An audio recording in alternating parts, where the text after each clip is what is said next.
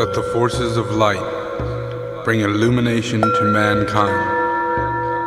Let the spirit of peace be spread abroad. May humanity of goodwill everywhere meet in a spirit of cooperation. May forgiveness. Okay. We are working.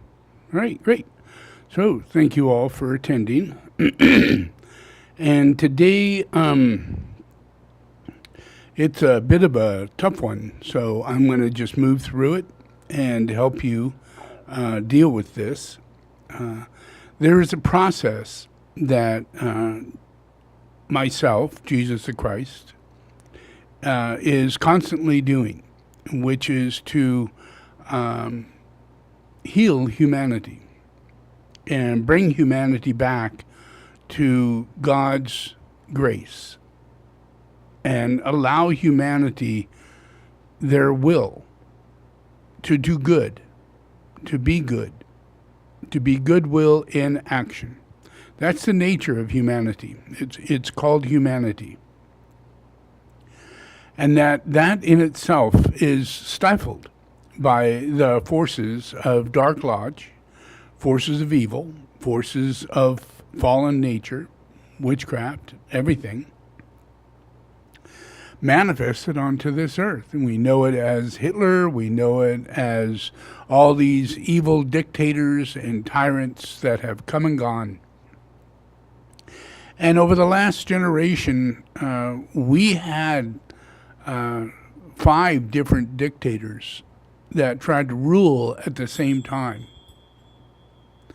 And out of that, we have North Korea, which has remained as a dictator. Germany did not keep its dictator, but Russia did. And China now has a dictator, and it's been in the makings for many, many years.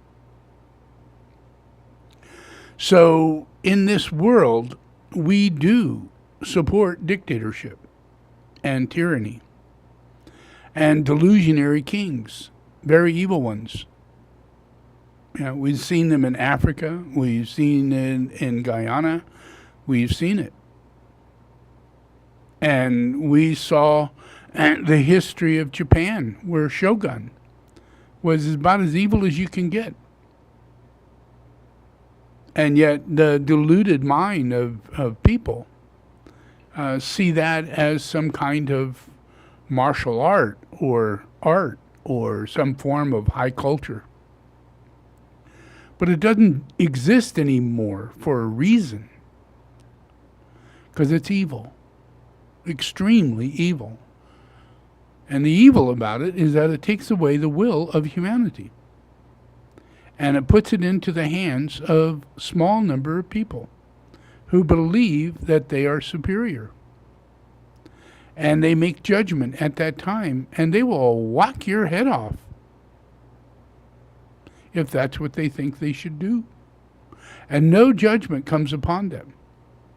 And you hear that in people like Trump. I can shoot someone right here in New York, right in Fifth Avenue, and no one will come and get me. Cops will do nothing. I will not go to court for it. I will go back home and live my normal life. Because he's a tyrant, a dictator, a deluded person. And in an inhumane world, we do breed these people.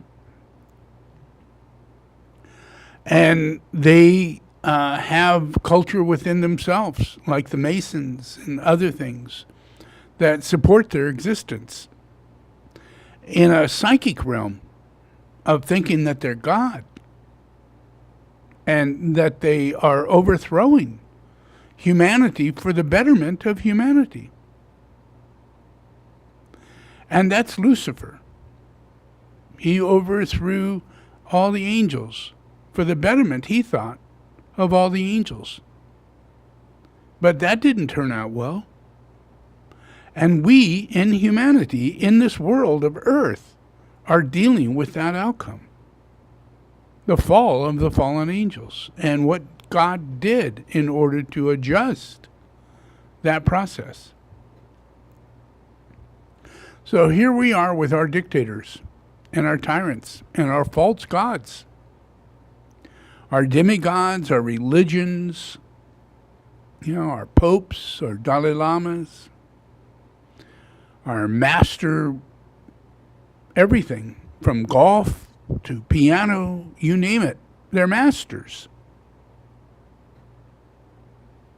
And they're not. They're good at what they do.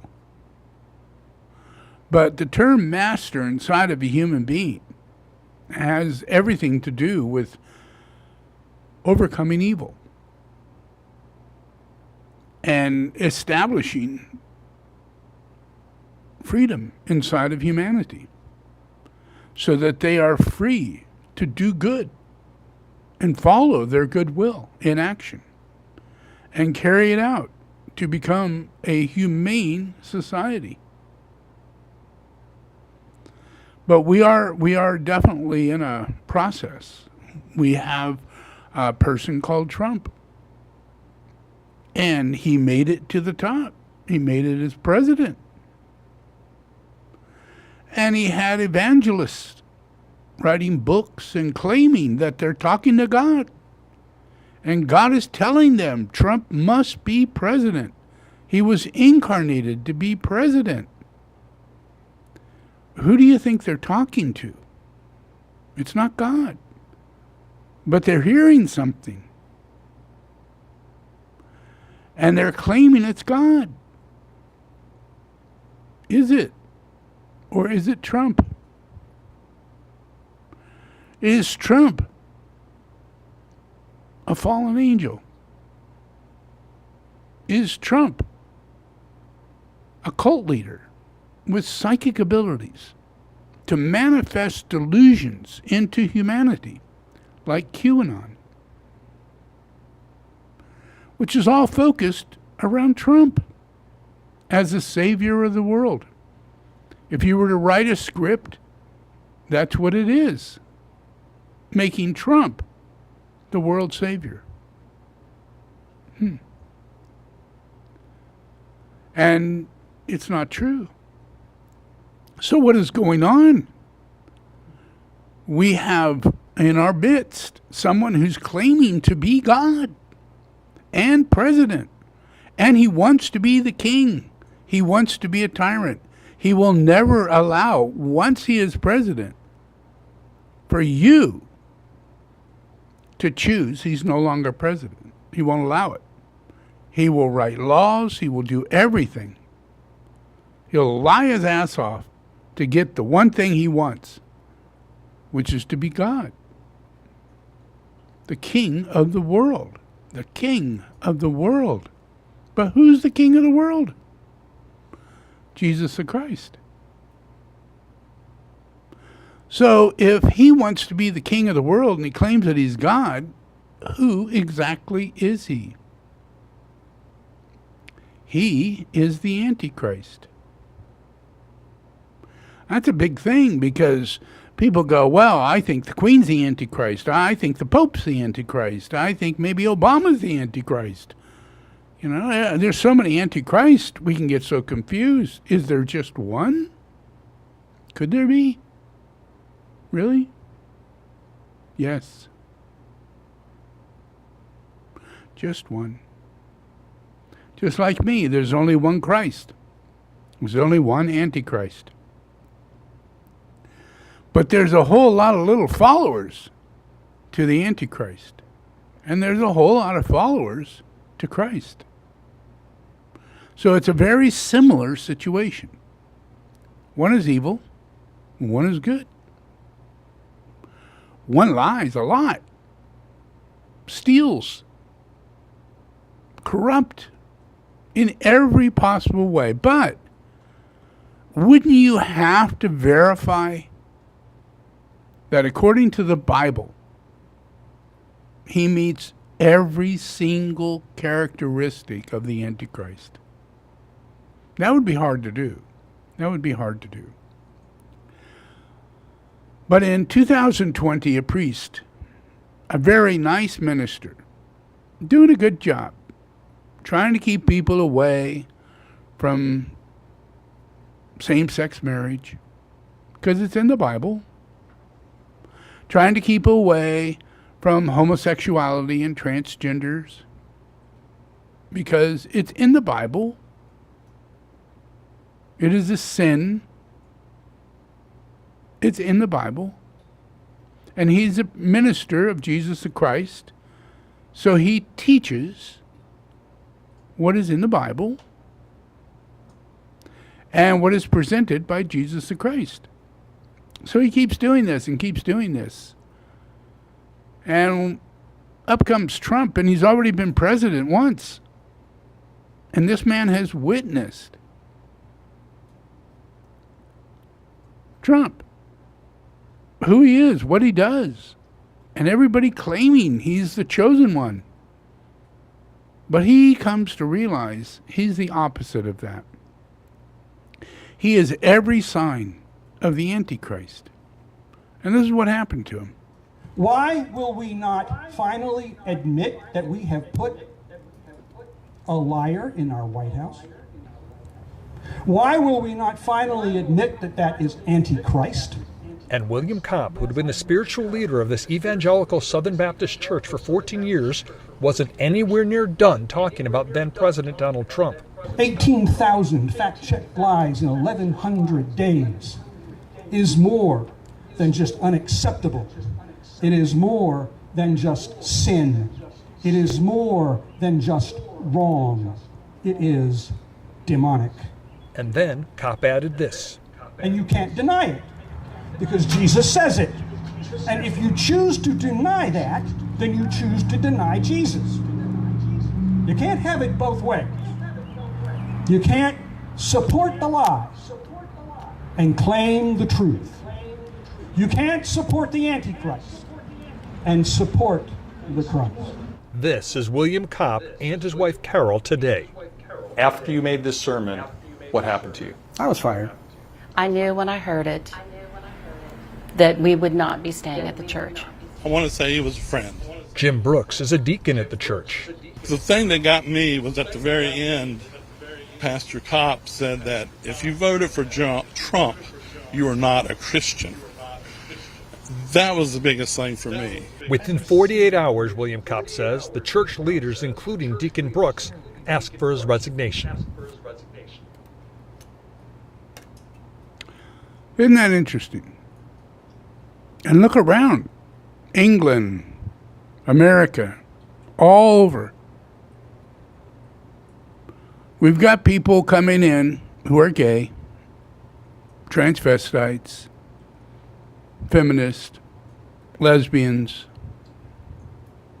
corrupt people stealing from other people, pedophiles and rapists, go into church and say, "You sure what I do is a sin?" I don't believe it. Let's start my own church. I think I need to be the minister here. So go in, and you'll find women taking the place of priests, and they're all lesbians.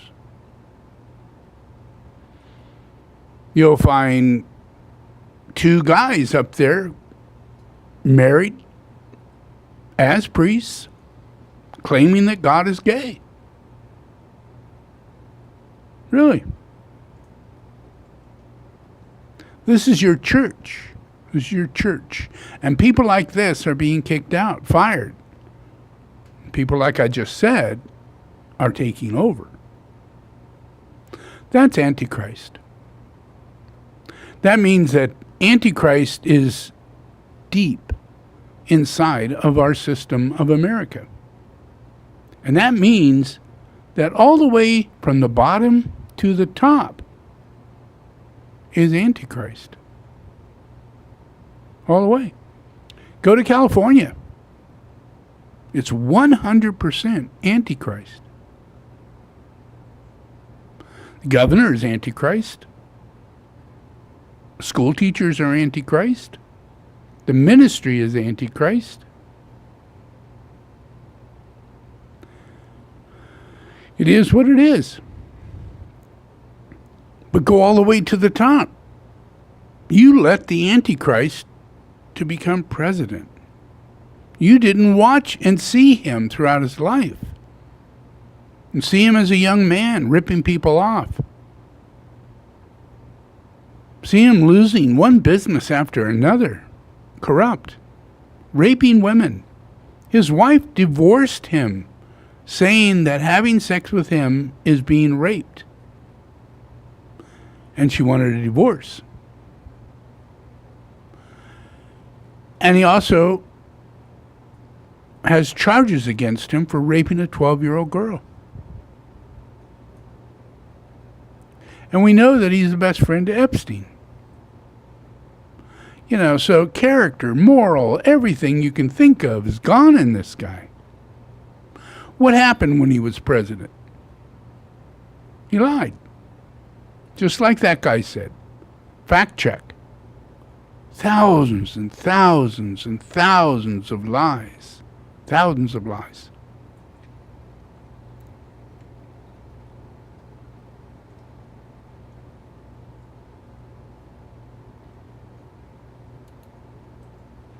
He tells everybody it's all going to be better. Make America great. I will never get rid of Medicare. I would never get rid of Social Security. Never. Earlier this year, the Trump administration allowed individual states to develop work requirements for those enrolled in Medicaid, the program that provides health care to low-income individuals and families. The effect of this would be to knock tens of thousands of poor people off the public health care rolls. Also, it represents a stark reversal of the policy of Obamacare, which added millions to Medicare.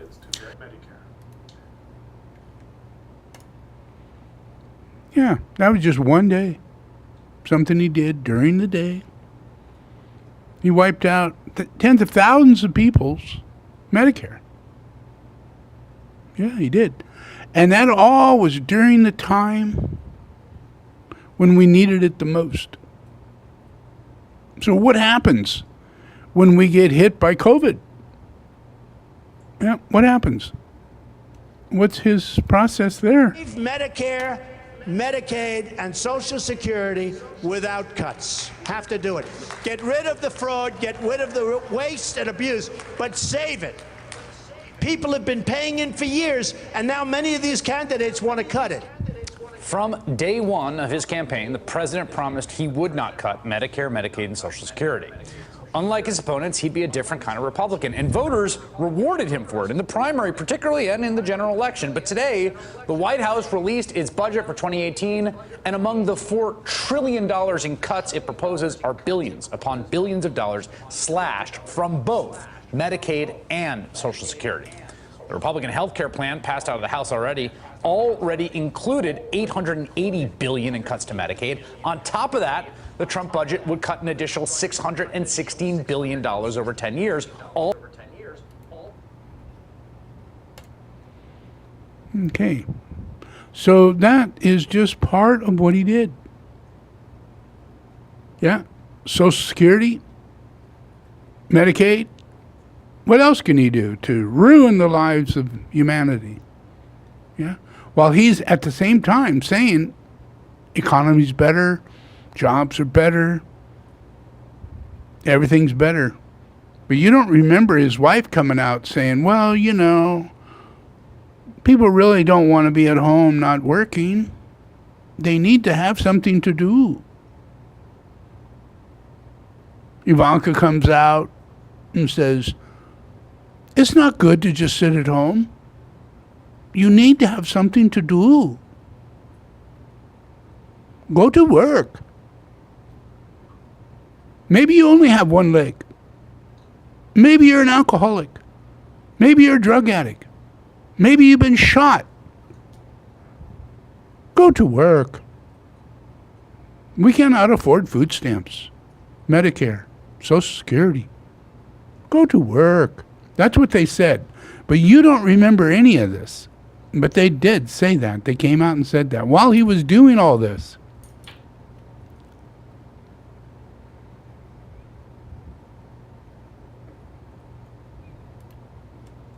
An attempt by the Trump administration to strip food stamps from nearly 700,000 Americans was blocked by a U.S. federal judge. In a Sunday court filing, the judge said the U.S. Department of Agriculture has been icily silent about how many people would have been denied the benefits had the changes taken effect during the pandemic, adding that food stamp enrollment has soared during the outbreak as millions of Americans lost their jobs amid the worst recession since the financial crisis.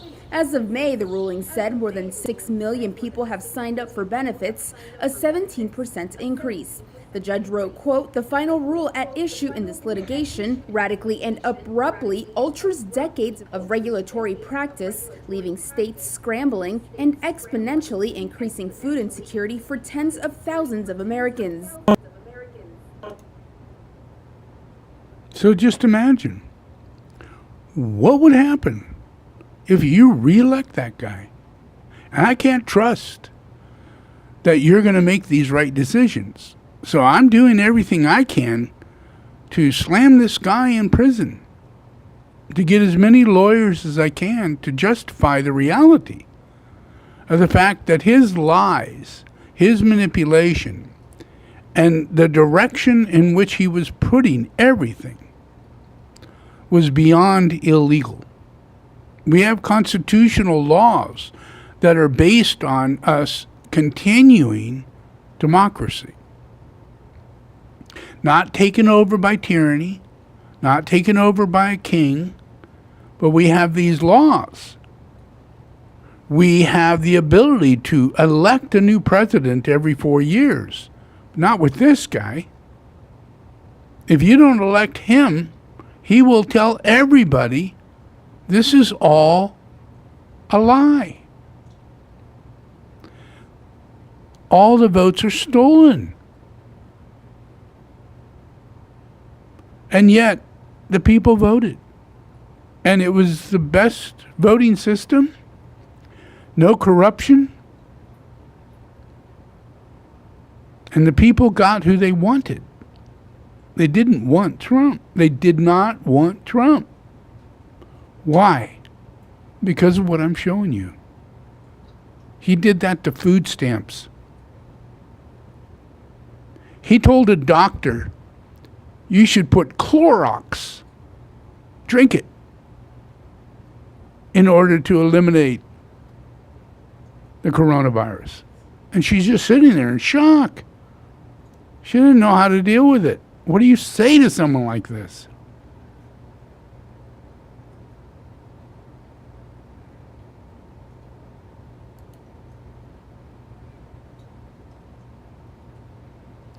And what happens, when he loses? He gets pretty upset. He starts threatening to kill everybody. Does he really? He stuffed the ballot boxes. They were stuffed like nobody's ever seen them stuffed before. That is one of the false accusations at the center of one layer of this indictment. It prompted threats against 2 Fulton County elections workers. This morning, we're waiting to hear from the women named as victims. 5 of the defendants, including former President Donald Trump, are specifically charged with criminally targeting Ruby Freeman and her daughter Shay Moss. They were counting votes at State Farm Arena. An investigation proved they did nothing wrong. They testified to the January 6th committee they received death threats because they were falsely accused of helping President Biden win votes. But is this a one-time thing? Does he just, he just got upset? Freaked out, he lost the vote. He came up with this paranoia and said, "Oh, look at there! I see that right now. They're dumping ballots. What did he just hand her? What was that? A USB drive?" And it wasn't. Yeah, it was a fresh mint for her to eat. And everything was legal. Up and up. The 2 people, her mother and her, were working that day, just working.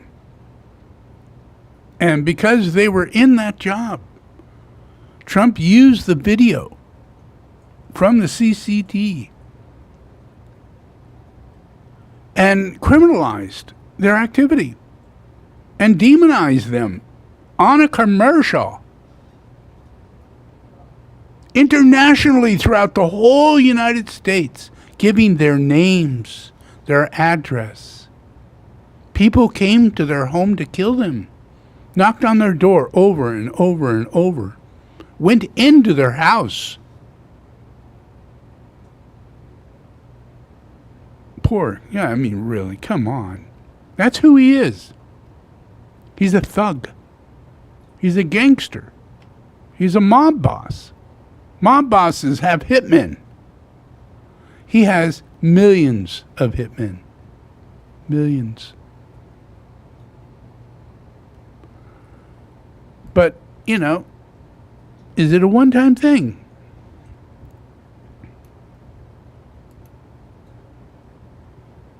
Enforcement officials are investigating threats against members of the grand jury that are overseeing former U.S. President Donald Trump's legal battle in the state of Georgia.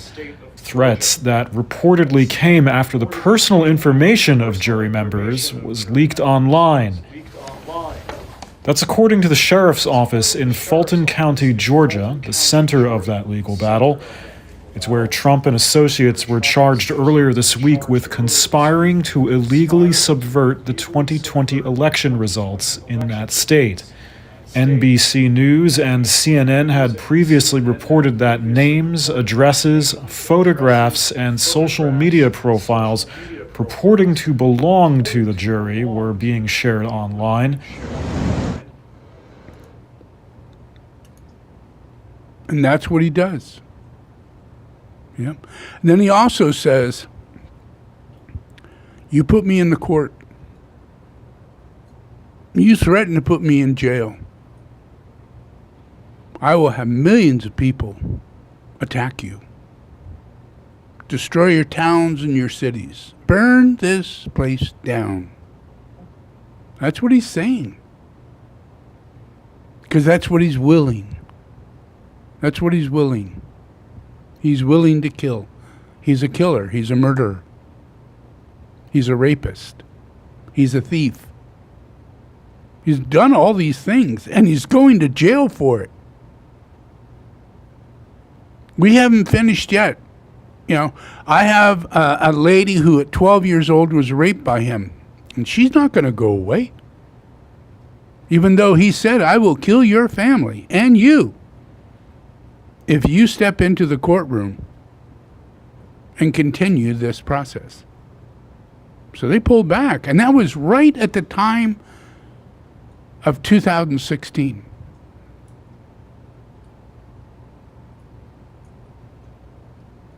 And we also know, the porn star who he hired to come to a hotel and have sex with, and then paid her to not say anything. I mean, this has got to be the stupidest guy on planet Earth. But he's not. He's evil. He's evil. When you're really, really evil, you believe you're superior and nothing can touch you. And when you're really, really evil, you believe you're God. And you believe no one can touch you because you will it. You will it. They have no will over you, over Donald Trump. And that is really how he thinks. That's how he thinks. And he has a long time reasoning behind thinking like that.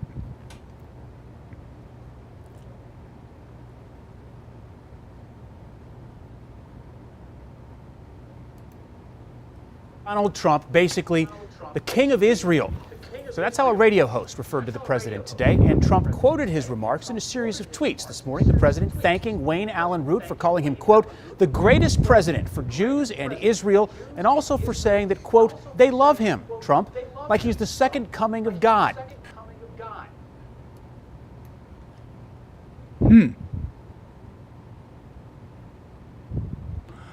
Well, there's a lot of weird things going on with this guy. Yeah, you're probably not thinking, well, he's running around thinking he's God. But you're wrong.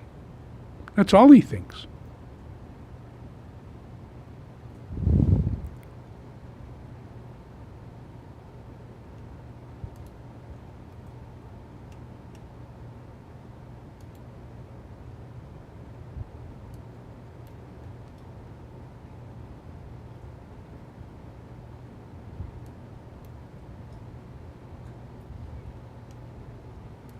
So imagine, we know now that there are several courts that are just waiting because he's committed so many crimes. Treason. He tried to take over the government of the United States and oust a president. That's pretty big. He did that. He tried. And he didn't accomplish it, but there is evidence. There are people who he tried to do it with, and even fake electoral voters. He signed up and created false certificates to make them legal. And they knew nothing about these certificates. It was all photoshopped. Yeah, just a big criminal enterprise to overthrow the government on a big scale, not a little scale. And you wonder, how is it we didn't bust him right off the bat? Because he's done so much, people. We need to do Jared. We need to do him. We need to do the whole troop. Jared, $3.5 billion from Arabia? The group of people who did 9/11? Who now financially supports all the golf games of Trump? Funny, isn't it? That's where he gets his money. That's where Jared got his money. And when did he get that? He got it on January 6th. Why wasn't he at Washington during that big event? He was busy working for the Antichrist. Paying off his building, 666. What amazing. So there are thousands of crimes. And we're not going to let him go. Even after the man is dead. I'm telling you. Even after the man is dead, we will go to court and still sue him for the crimes against humanity. You think Michael Jackson's dead and done and over with and nothing's ever going to happen again with him? Not true. He raped a whole bunch of little boys, and he should not have. And there were people at his house who knew this was going on, watched it happen. People who knew the secret rooms.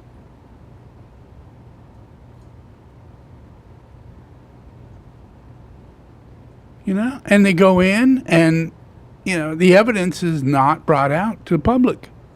It's only brought out between lawyers. So Michael comes out with millions of dollars and says, let's do this behind the table. Let's close this up. I'll pay you whatever you want. But it's all California Appeals Court rules lawsuits can resume against the late Michael Jackson. Two men, James and Wade, are now suing companies owned by the late singer. The two say Jackson sexually abused them, and employees of MJJ Productions and MJJ Ventures are complicit in Jackson's alleged abuse.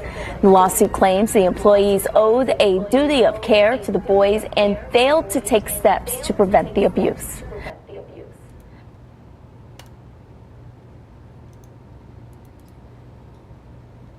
Jackson sexually abused them when they were boys. California's 2nd District Court of Appeals found lawsuits from Wade Robeson and James Safechuck should not have been dismissed by a lower court.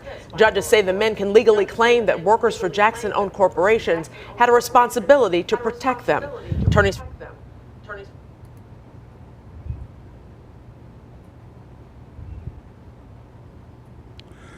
So now Michael Jackson, the history of Michael Jackson, the memories of Michael Jackson are going to change. And I'm going to make sure of that. This is not about you get away once you're dead and you never were charged and there are statutes of limitation, all kinds of stuff. that in real reality it doesn't exist. In real reality, we can uncover the truth and we can verify the truth. And we can put the truth on top of history rather than a lie. Michael Jackson never touched those boys. He's not homosexual. He's not a pervert. He's not a pedophile. Well, guess what? Now it can be proven he is a pervert. He is a pedophile. He did do it.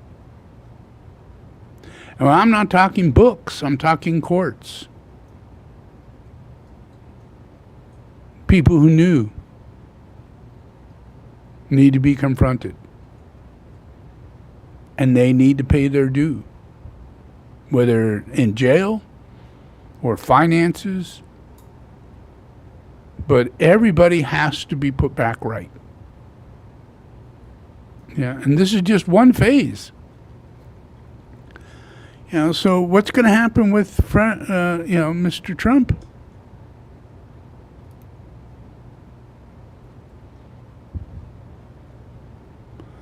Well, Trump is a murderer. He's a killer. First thing he does, kill him. Put him to death immediately. Oh, I was wrong? They're not guilty? They're the ones that didn't do it? Oh, well. Well, they could have. He doesn't say sorry. He just says, well, they could have. Yeah. Check this out. I focused on nonviolent crime. As an example, a woman who you know very well was in jail. She had 24 more years. So here he is lying. And he takes this lady who he believes he is going to have retribution. Yeah, he's going to take her out of jail. She's going to go 22 years. All she did was a little marijuana, low key. That's what he's putting out to people. And he's going to let her go. But at the same time, he's signing a bill that I want all these people killed. And that includes firing squad, hanging, and gas. The worst kind of kill.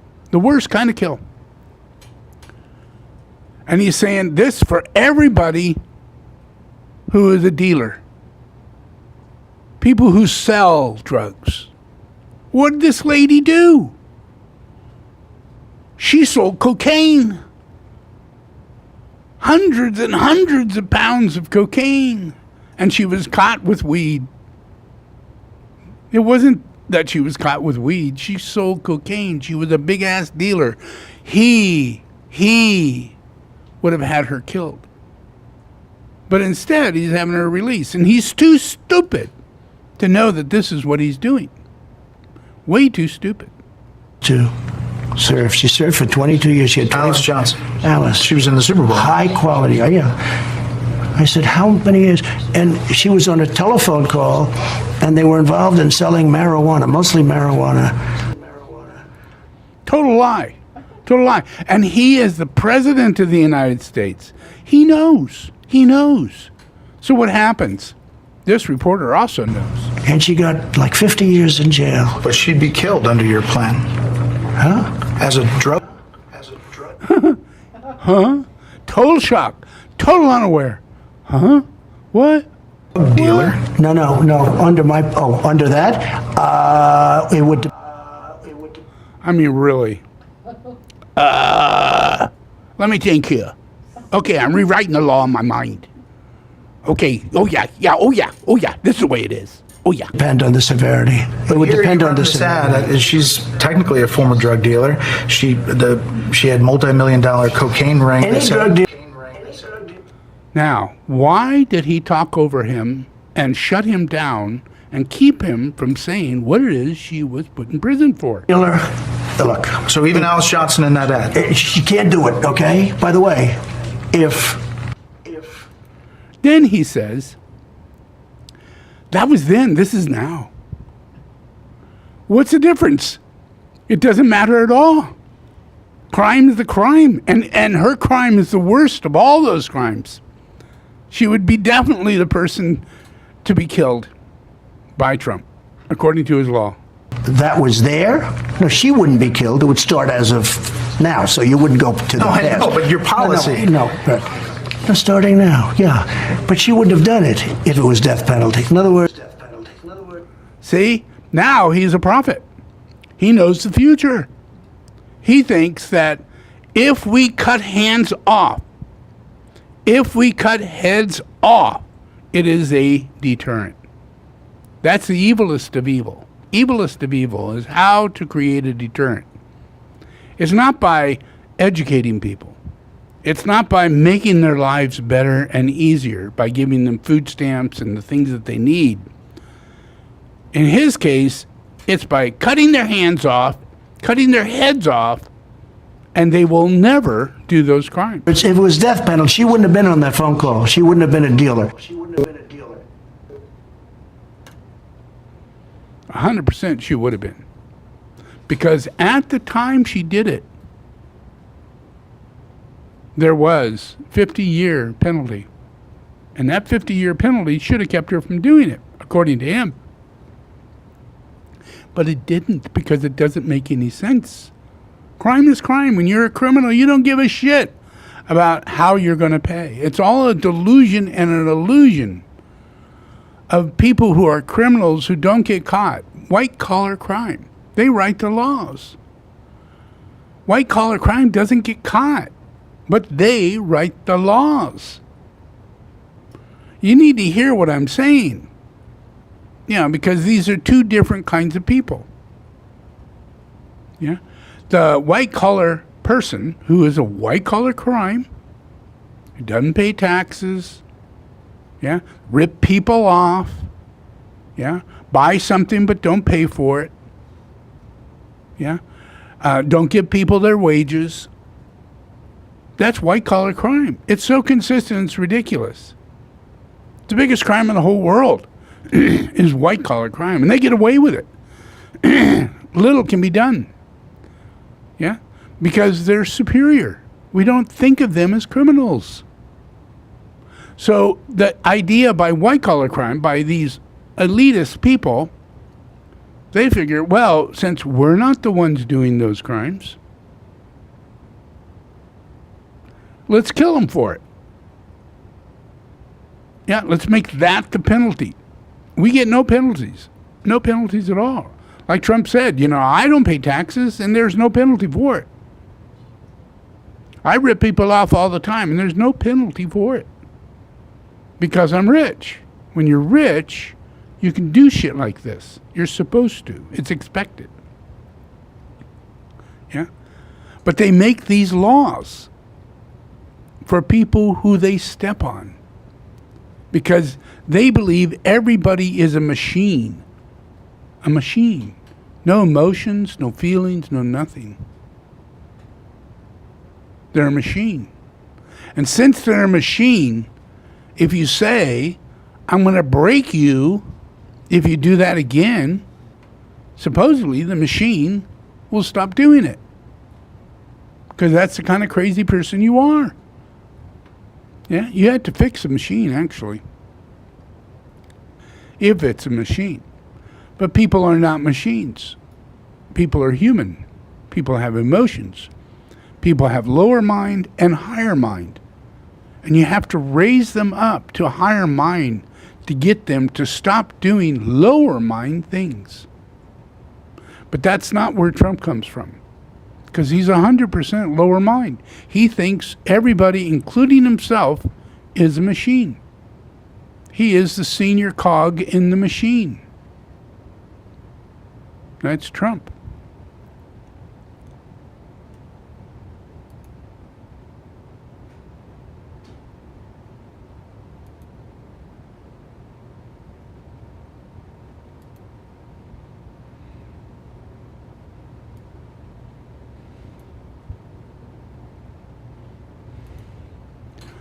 So we had Trump for 4 years, and lies were so big and things were so terrible. It's way beyond you to remember any of it, absolutely any of it, any. Yeah. I mean, do you remember him saying, let's put people in Guantanamo Bay and fill it up? Let's not close Guantanamo Bay. Let's put more people in it and torture more people. That was his plan. Yeah. And then he said, this is what he said. Check this out. We had a hurricane, right? And, you know, it's a machine. Hurricanes are machines. According to him, he's the stupidest man on earth. So this is what he says. Trump, in private conversations with members of his staff, had asked the question or posed the question, can we nuke a hurricane to break it down, to destroy it before it makes landfall and does damage? Of course, hurricanes are billion-dollar weather disasters in many cases. Hurricanes can cause tremendous damage to both life and property.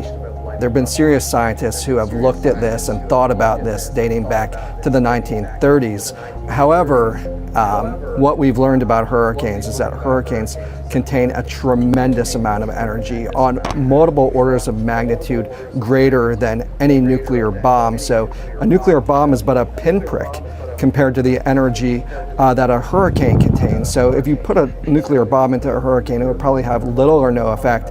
And not only that, you'd then make the hurricane radioactive. In other words, you'd be raining down radioactive material into the oceans and damaging ocean life. So it would be a really bad thing. It would probably have no effect on the storm itself, but would have a lot of damaging peripheral effect in terms of the environment.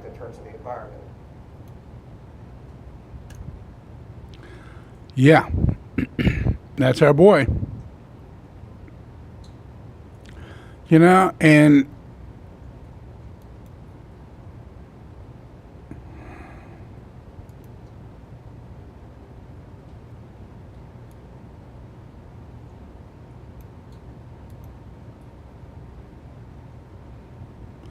of the Federalist Society, the conservative legal group, and proponents of originalism, the method of interpretation that seeks to determine the Constitution's original meaning. One of those professors, William Bawdy, summarized their conclusions saying, quote, Donald Trump cannot be president, cannot run for president, cannot become president, cannot hold office unless 2/3 of Congress decides to grant him amnesty for his conduct on January 6th. Yeah, I don't see that happening. Yeah, I don't think any of you see that happening. But that's his only hope. And he got no hope. But we have an enormous amount of processes around sex trafficking, violation against children, people. An undercover officer posing as a John goes to meet an alleged prostitute in northwest Omaha. It turns out the girl isn't even old enough to drive. It's estimated the world of sex trafficking is a $132 billion a year criminal enterprise. Experts say nowhere is immune. A search warrant indicates a Council Bluffs detective contacts a woman on Backpage.com and meets her at the Comfort Suites at I-680 in West Maple on September 18th. She allegedly agrees to perform a sex act for $150. Turns out the girl is identified as a 15-year-old from Omaha. Alicia Weber and Alice Drake with the Salvation Army's Wellspring program helps those who have been sexually exploited. They say it's typical to see a girl that young forced into trafficking and that the effects can be traumatic. Oftentimes, the lifespan of someone who has been trafficked is greatly shortened, and we see a lot of the girls, the lifespan is reduced down to, once they've been trafficked, to 7 to 10 years.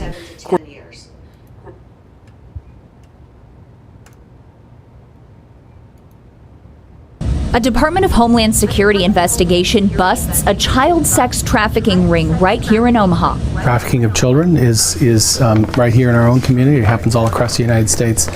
So it is something that is occurring even right here in Omaha.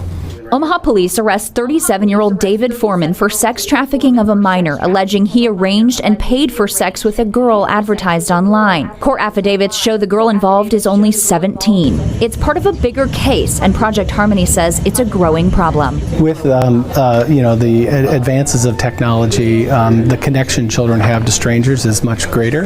A federal court indictment alleges 41-year-old Carney Turner advertised 3 girls under the age of 18, quote, on websites known to law enforcement to solicit sex, end quote. The indictment walks through phone numbers and Facebook profiles prosecutors linked to Carney. An Omaha police officer says he observed text messages that were, quote, lengthy and clearly sex for sale. Prosecute.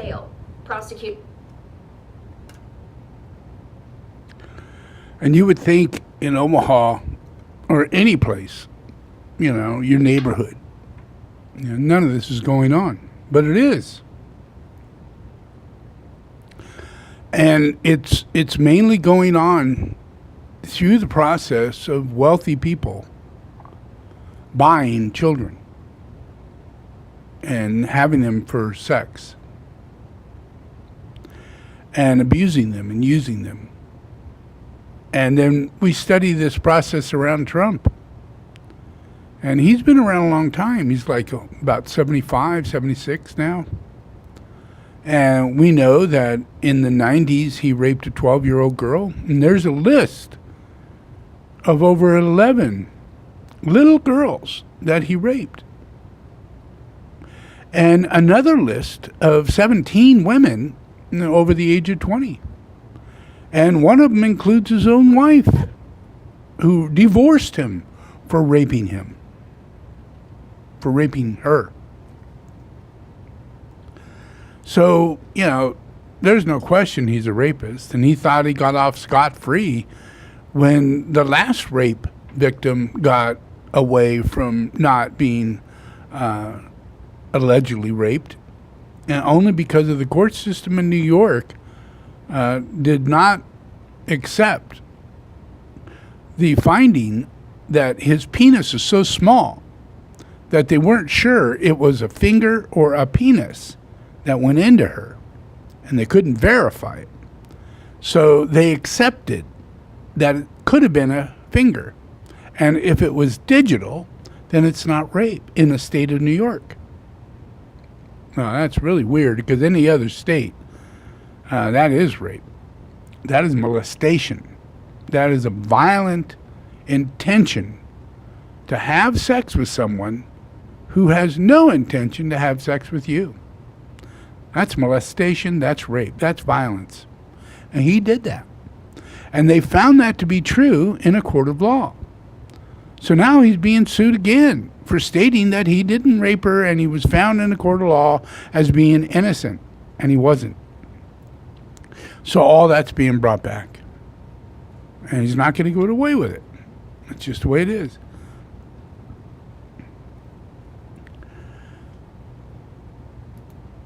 But how violent does this guy go? Every single time he turns around, he's ready to kill someone.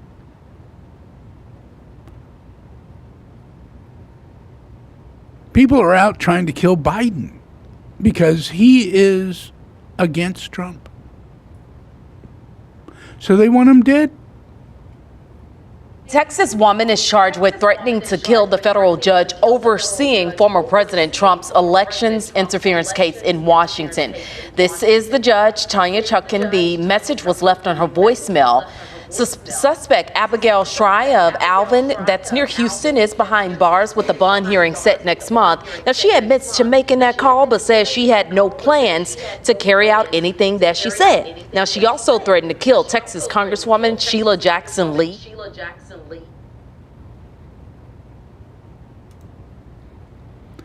One thing after another. In Mar-a-Lago, federal agents contacted him, let him know that they were coming. Yeah, it wasn't like break down the gate, military kind of thing, like they said. That it was an attack on him. It wasn't. Yeah, they knew well in advance He tried to move everything and hide it. And they knew that because they had video. And since he tried to do that, they decided they should go in immediately and confiscate everything. Because you can't trust the man. And that was their reasoning. They had a warrant. A warrant. They didn't just break down the door. No door was broken down. Nothing was broken at all. They knew in advance they were coming. Their people were there with them while they did the search. But yet, at the same time, they say there was no allowance of anybody in the room. Search was done without anybody being able to verify what was taken. All untrue. You know, so he riles up people. And they start attacking the FBI. And he puts the name and the address of the agents who came to his house. And they go to their house. And they start attacking them. One man brought a gun, shooting nails into the FBI, wanting to kill them for attacking Trump. This is madness. This is violence. This is a murderer. A murderer. How many people has he killed? What effect does he have on the human race? What effect does he have on his family? Let's take a look at Melania. We know that she's just basically a kind of a drag queen. You know, she's a girl and a model, but she's a sex model. She has no clothes on when she models.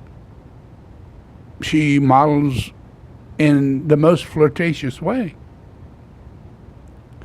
And this is the First Lady. You know? And she, you know, wears a green military jacket, and on the back it says, "Who cares?"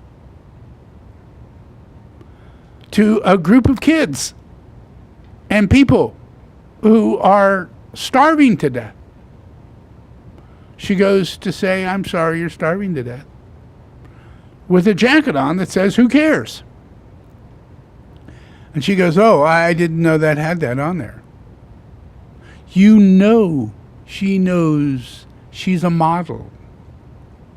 She's fanatic. She's obsessed in the clothes she wears, and the eye makeup, and the hair, everything. So what goes on?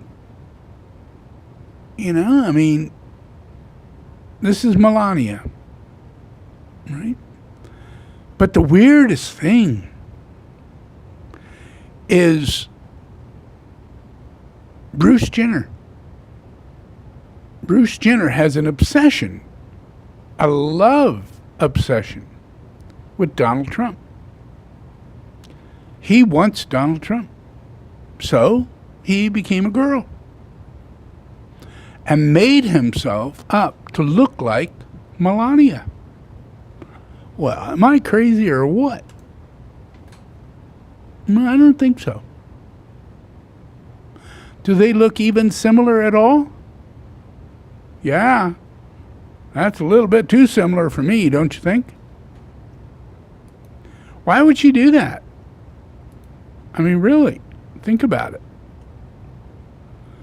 Is that just one moment she's kind of looking like that? Is that the way it is?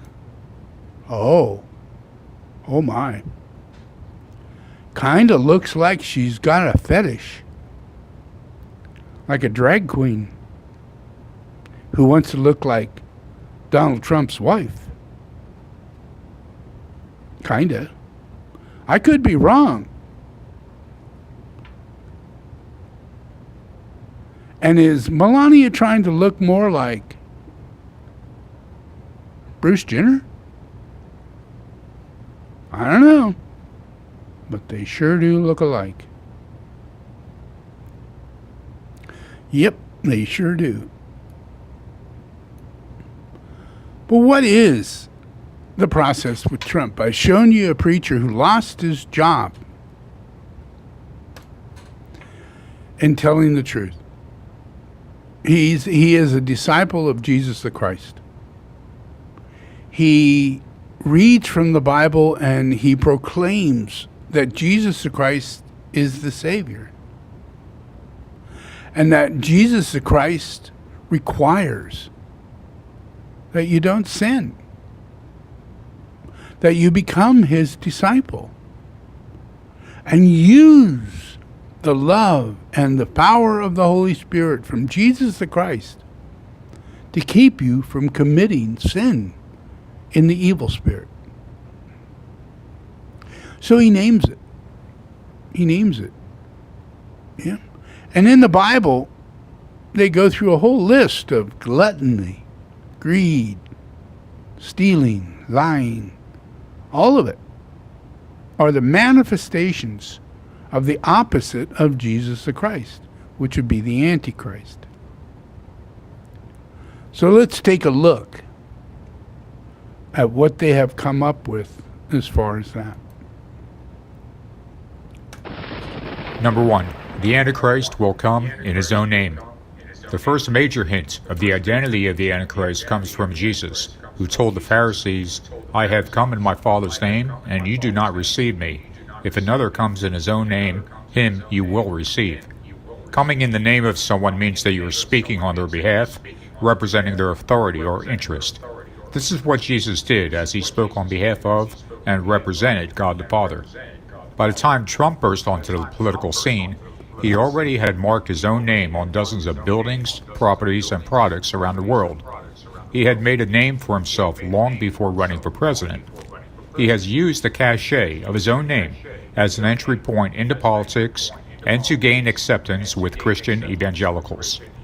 Trump's name is so well known that former White House Chief of Staff Mick Mulvaney stated that it is the most recognizable name in the English language and probably around the world. Play golf at Trump Bedminster. He goes to play golf at Trump up in Sterling. And everybody asks the question, is it not a huge marketing opportunity? I would simply ask you all to consider the possibility that Donald Trump's brand is probably strong enough as it is, and he doesn't need any more help on that. This is not like it's the most recognizable name in the English language and probably around the world right now. Jesus warned us that someone would come in his own name and be accepted, and that's exactly what has happened with Donald J. Trump. Number 2. The Antichrist is named the Little Horn. Trump's name is also connected to the name of the Antichrist in another curious way. The word Trump actually appears twice in the King James Bible, in Corinthians and again in 1 Thessalonians. In both instances, the word Trump means trumpet. Why is this important? In the book of Daniel, the Antichrist is specifically given the name of the Little Horn. This is exactly what a trump or trumpet is. A little horn, both in the size of the modern trumpet as well as in ancient times the trumpet was fashioned out of the horn of a small animal. Here's what Daniel saw in his vision. I considered the horns, and behold, there came up among them another little horn. In this horn were eyes like the eyes of man, and a mouth speaking great things. In Daniel's vision, the Antichrist is given the name of the little horn, but we're also specifically told it has eyes like a man and a mouth that speaks great things. So it's quite clear that we're talking about an actual person. This person, the little horn or little trump, is a man with a big mouth who will boast great things. Number 3, the Antichrist is named the man of sin. In 2 Thessalonians, we find the Antichrist referred to as the man of sin. He is, to put it another way, sin incarnate. The sins that the Bible referred to over and over again are those related to vanity, to dishonesty, to lust, to greed, to envy, and to wrath. Trump has, in both his personal and business ventures, lived not only an extremely sinful life, but has even bragged about his lust, his greed, his desire for vengeance, and his inability to forgive. He is not only a sinful man, but he has taken pride in his sinning. he seems to view them as badges of honor. Trump has seemingly treated each sin of the Bible as if it were on his personal bucket list waiting to be checked off. Number 4, the Antichrist is named the lawless one. Part and parcel of living such a sinful life, Trump has adopted an attitude of playing by his own rules, or more accurately, no rules at all. And again, we find that the Bible has yet another name to describe this aspect of the Antichrist. He is called the lawless one. Trump has consistently and unabashedly considered himself above the law beginning on day one of his presidency. In the day's other news, President Trump argued he has, quote, an absolute right to pardon himself in the Russia investigation. But in a series of tweets, he then said, "Why would I do that when I have done nothing wrong?" From claiming executive privilege on everyone who had even a minor interaction with the White House, to outright refusing to comply with congressional subpoenas. He has even claimed that Article 2 of the Constitution allows him to do whatever he wants. Then I have an Article 2 where I have the right to do whatever I want as president, but I don't even talk about that. Trump notoriously said that he could shoot someone in the middle of Fifth Avenue and not lose any votes. As shocking as that might have sounded, his lawyers went a step further and argued in court that even if Trump had actually shot someone, he could not even be investigated while in office. In short, the president and his political allies believe that he has absolute immunity from even being investigated, let alone being held to account. Legal and constitutional scholars are repeatedly shocked at how much power he believes he has as president and how little desire he has to abide by current laws. Number 5, the Antichrist is named the wicked man. In Proverbs 6, verses 12 through 15, we see a description for the Antichrist, and this passage is referred to as the wicked man. He is described as a worthless person, a wicked man with a perverse mouth. Perversity is in his heart. He devises evil continually. He sows discord. These verses describe how the Antichrist is a worthless and wicked man. He has a perverse, vulgar mouth that speaks lies, and he constantly has evil in his heart. He accuses others of doing the things that he does, and he continually is sowing discord. In other words, this is Trump in a nutshell, the wicked man.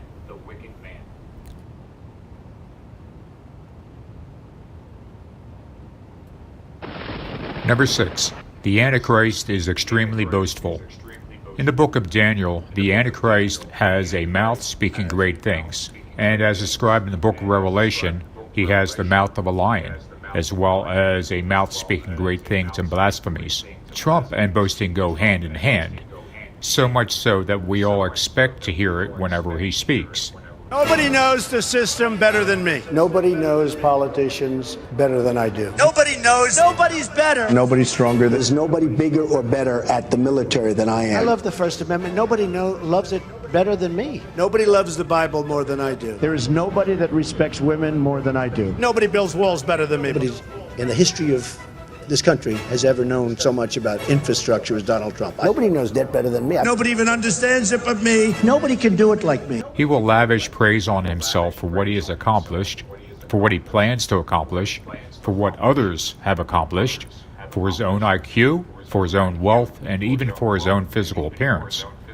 He boasts so often and about so many different things that it's odd to hear him go for more than a moment or two without bragging. Whether or not the things he brags about are true is of little importance to him, of course. Number 7, the Antichrist is profoundly arrogant. The Antichrist is an exceptionally arrogant person. According to the book of Daniel, the Antichrist shall magnify himself in his heart, will consider himself superior, and shall exalt himself and magnify himself above every god. Trump's enormous ego and pride have resulted in his wildly inflated view of his own importance. His accomplishments, whether real or imagined, have brought forth an astounding level of vanity. His arrogance is so extreme that he stated in the 2016 campaign that only he can solve our problems. Which is why I alone can fix it. Trump's arrogance leads him to denigrating others in order to elevate himself. He knows more than anyone else on any given topic, even if he's referring to people who are experts in their field. Other people, according to him, are always impressed with how much he knows. After all, as he reminds us on many occasions, he is a genius. Number 8. The Antichrist is a pathological liar. In the Bible, the Antichrist is described as someone who cares so little for the truth that he is said to cast truth to the ground. Although lying certainly existed before Trump was president, he has single-handedly brought terms such as post-truth and truth decay into our everyday lexicon. He has done this by lying so often that he has, in essence, cast truth to the ground as if it was worthless, just like the Antichrist was prophesied to do. Trump's desire to play hard and fast with the truth was a known fact for 40 years before his becoming president. His history is rife with dishonesty and outright deception. He exaggerated and twisted facts to such an extent that they became barely recognizable half-truths, if not outright falsehoods. He brought his penchant for dishonesty into the Oval Office as president, and now peddles his lies to an audience that values making liberal heads explode over hearing the truth. He speaks falsehoods so frequently that anyone listening to him should start with the assumption that he's probably lying. Before capitulating to Trump back in 2016, Ted Cruz accurately said this about Trump. This man is a pathological liar. He doesn't know the difference between truth and lies. He lies practically every word that comes out of his mouth. And in a pattern that I think is straight out of a psychology textbook. His response is to accuse everybody else of lying. He accuses everybody on that debate stage of lying. And it's simply a mindless yell. Whatever he does, he accuses everyone else of doing. The man cannot tell the truth, but he combines it with being a narcissist. A narcissist at a level I don't think this country's ever seen. Number 9. The Antichrist is a vile person. The Antichrist has several distinct character or personality traits according to the Bible, including one that describes him as a vile person. Vile is defined as lacking class or decency, a sordid, crass, vulgar, and despicable person. Donald Trump is unquestionably a crude, classless, and vile man. He uses immature, disparaging, and often vulgar language to target others for everything from their ethnicity to their gender, even to their disability. He attacks people for their height, their looks, their intelligence, and simply because they've criticized him. He has bragged about his sexual exploits with married women. He has made crude comments to his own niece and about his own daughter.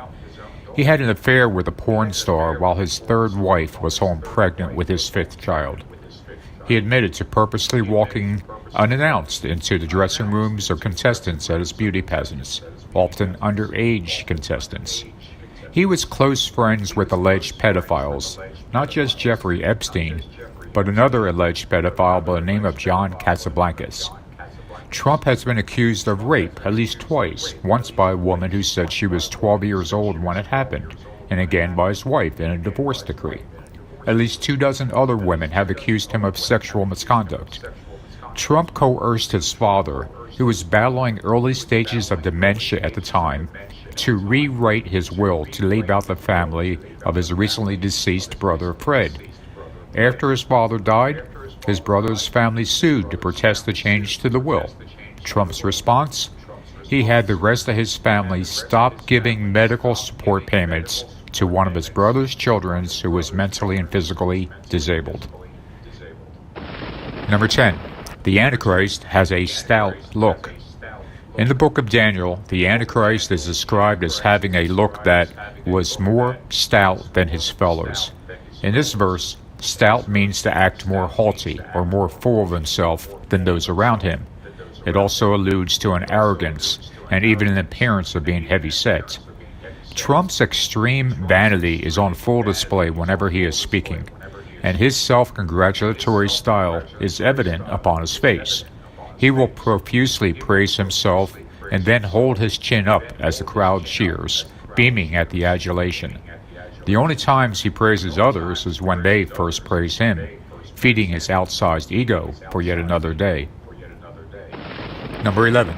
The Antichrist is both Assyrian and Roman. The Antichrist is called the Assyrian in the book of Micah, and the book of Daniel alludes to the Antichrist as being Roman. I'll cover this more in a future video, but many people confuse these verses to mean that the Antichrist will be Muslim or from Europe or the Middle East. In fact, the Bible does not specifically state where the Antichrist is born. Trump's ancestral family is from Karlstadt, a small town in the Rhine River region of southwestern Germany. This same region was once home to a people who were a mix of both Assyrian and Roman heritage after Rome invaded in the 1st century BC. It is extremely probable that Trump's family has a direct lineage to people who have both Assyrian and Roman DNA. In addition, these verses refer to a time in the near future when the Antichrist will be connected to Rome via the next pope, the false prophet. This pope will be a very pro-Trump pope. There's also coming a time when the Antichrist will occupy or perhaps even own the same land as the ancient Assyrians. According to Daniel, the Antichrist shall divide the land for gain, and Trump has said many times that we should keep the oil of places we go to war at in the Middle East. Number 12. The Antichrist will deny the Father and the Son. In 1 John we read, "Who is a liar but he that denieth that Jesus is the Christ? He is the Antichrist that denieth the Father and the Son." Trump infamously said that he does not seek forgiveness from God, and that he simply doesn't bring God into that picture. Despite this, his Christian supporters often refer to him as a baby Christian, or one that is still growing in the faith. The first step toward becoming a Christian is to seek forgiveness from God and accept Jesus as one's Savior. Not only has Trump not done this, but he has specifically denied even the need to do so, instead seeking forgiveness from himself. Trump has clearly denied the forgiveness of God and the salvation of Jesus Christ. He is not Christian or baby Christian in any manner of speaking. Number 13. The Antichrist sows discord. I mentioned Proverbs 6 a few moments ago, but let's take a closer look at verse 14, which says that the Antichrist sows discord. Trump has repeatedly sowed discord in his nation with the idea to promote himself without regard to the truth. Even going back to before he was president, his so-called investigation into Obama's birth certificate with the imaginary private investigators in Hawaii was a prime example of his willingness to lie to promote himself and to divide Americans against one another. Recently, at the July 4th fireworks display at Mount Rushmore, Trump once again sowed discord as he told his supporters how evil the left is. In hateful rhetoric that is all too common for him, he paints half the country as evil while praising those who support him. As this video is being made, Trump is stoking racial tensions in order to win re-election. Trump's cross of hatred is burning in America's front yard, and racial strife is all but assured. Trump purposely sows discord by denigrating others. It's a strategic ploy of his to gain power and receive praise. This is exactly what the Antichrist does. Number 14. The Antichrist will do as he pleases. The Antichrist is described as doing as he pleases according to the book of Daniel, and this harkens back to another name for the Antichrist, the lawless one. In other words, the Antichrist will not feel restrained by any law and will simply do as he wishes whenever he feels like it.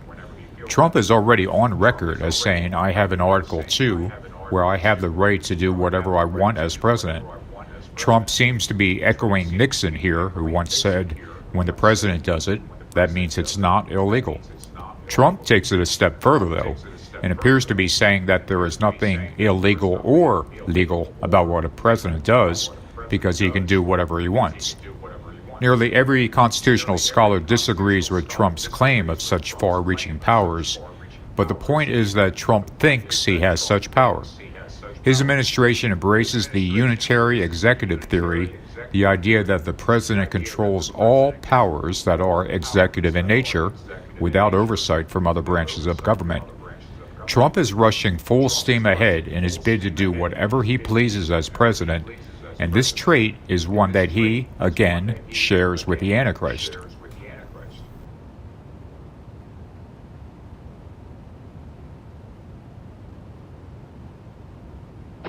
Number 15. The Antichrist is of Satan.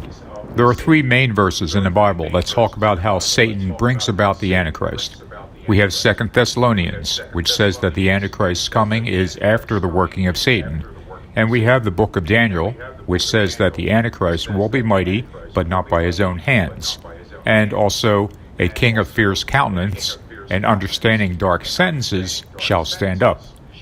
Trump loves to brag that his shocking win in the 2016 election was because of his own brilliance. In truth, there are probably a dozen different reasons for Trump's victory, and none of them have anything to do with Trump's alleged brilliance. If we look back, it was a perfect storm of wildly chaotic events that led us to President Trump. The likelihood of all of these things happening at the same time simply boggles the mind. But beyond that, there was also a concerted effort by the alt-right to use the occult to aid in Trump's election. I'll cover this more in a future video, but you'll find a link below to an interesting book called Dark Star Rising: Magic and Power in the Age of Trump. It explains the efforts of the alt-right to use rituals and chaos magic to aid Trump's 2016 election, and, by extension, how they will also be involved in his 2020 re-election. As a side note, his 2020 campaign manager has referred to his re-election machine as the Death Star, a most appropriate name. Number 16. The Antichrist works deceitfully. The Antichrist is prophesied to work deceitfully, and that his cunning will cause deceit to prosper under his rule. Trump's reputation for being deceptive was a known fact for several decades before becoming president. His dishonesty was so pervasive that his own bankruptcy attorneys testified under oath that they would only meet with him in pairs in order to prevent him from giving two different versions of the same story had they met with him individually. It should be no surprise that a man of his character, or lack thereof, should continue to be so deceitful as president. Many of those who have left the Trump White House speak of his profound deceitfulness on a wide range of issues.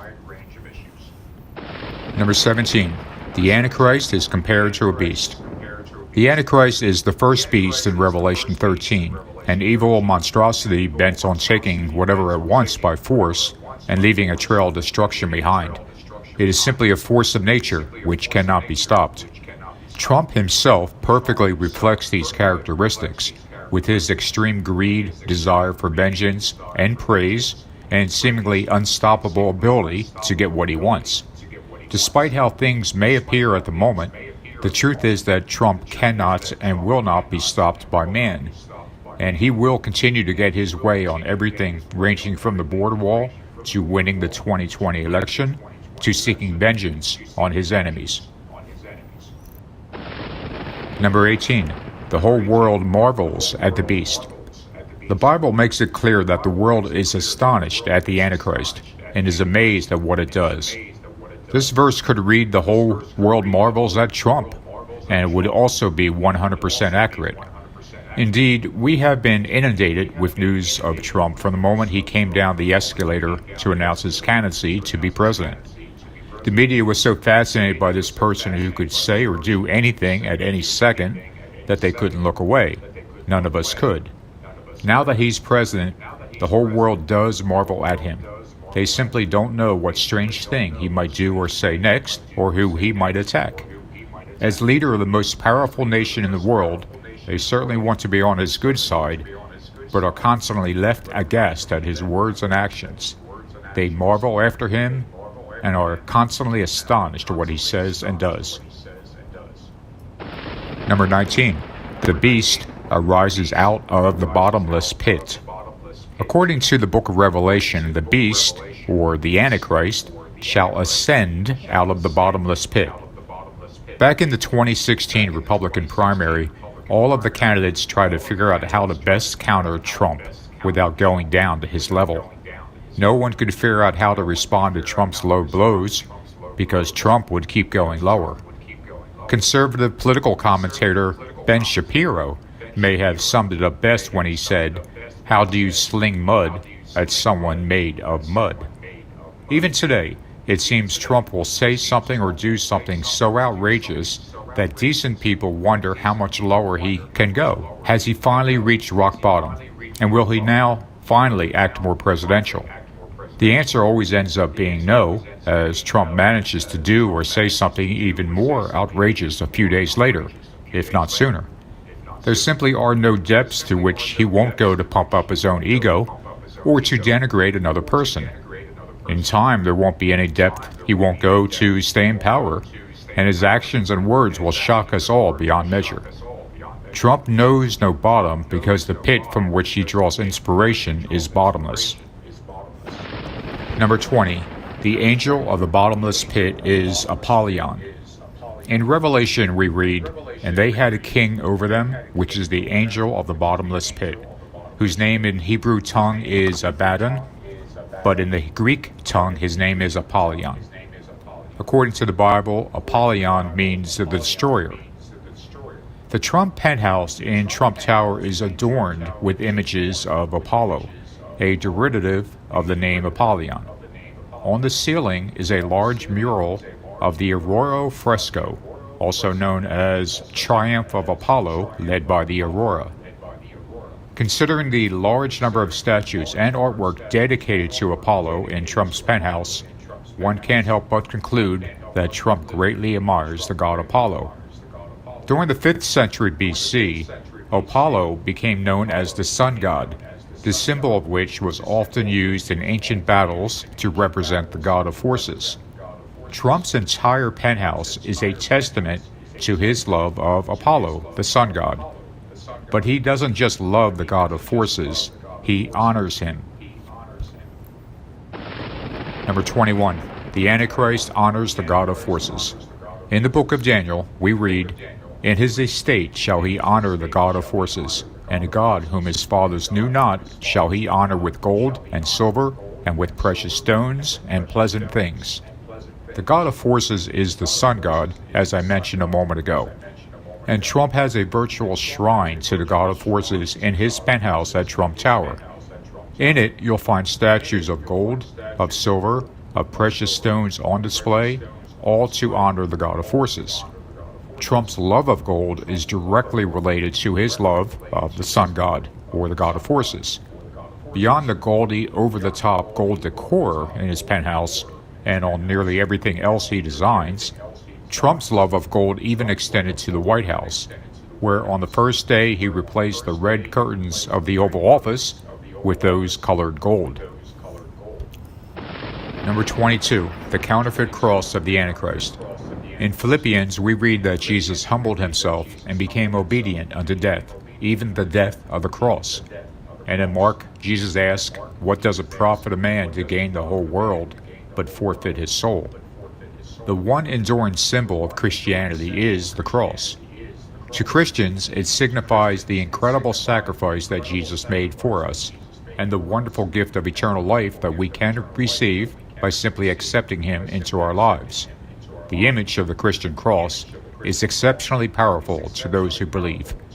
Thus, it should come as no surprise that the Antichrist would also have a very similar image, one that he would use to mark the things he claims are his. Only the cross of the Antichrist doesn't signify sacrifice and humility, but greed and ego. The Antichrist is proclaiming that it's the things of this world that matter, and that he is the one that we need to look up to and admire. The cross of the Antichrist is a testament to his monstrous ego. Trump's cross has one notable difference from the Christian cross. It's missing the head of the cross, perhaps a symbol that the Antichrist considers no one to be above him. Number 23, Christianity perverted. In Matthew, we read this statement from Jesus: "No one can serve two masters. Either you will hate the one and love the other, or you will be devoted to the one and despise the other. You cannot serve both God and money." Preachers of the prosperity gospel have historically been on the fringes of Christianity, and for good reason. Their name-it-and-claim-it money-oriented gospel teaches that God wants his people to be wealthy, and that being successful is a sign of living a good Christian life.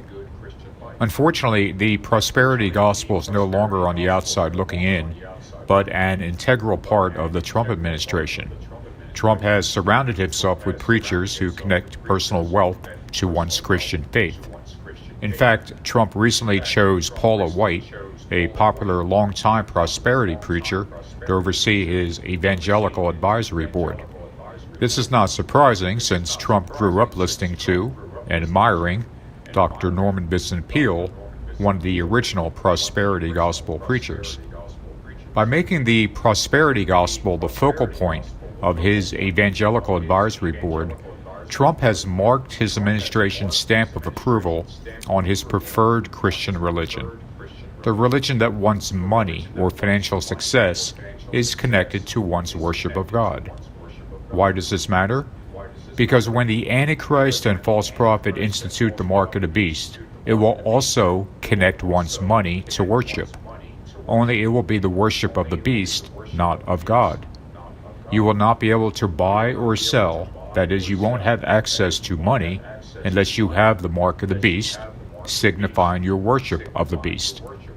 I'll talk more of the mark of the beast in a few moments, but suffice it to say for now that Trump's prosperity gospel, which connects money to worship, is exactly the same concept that will be at the heart of the Antichrist beast system.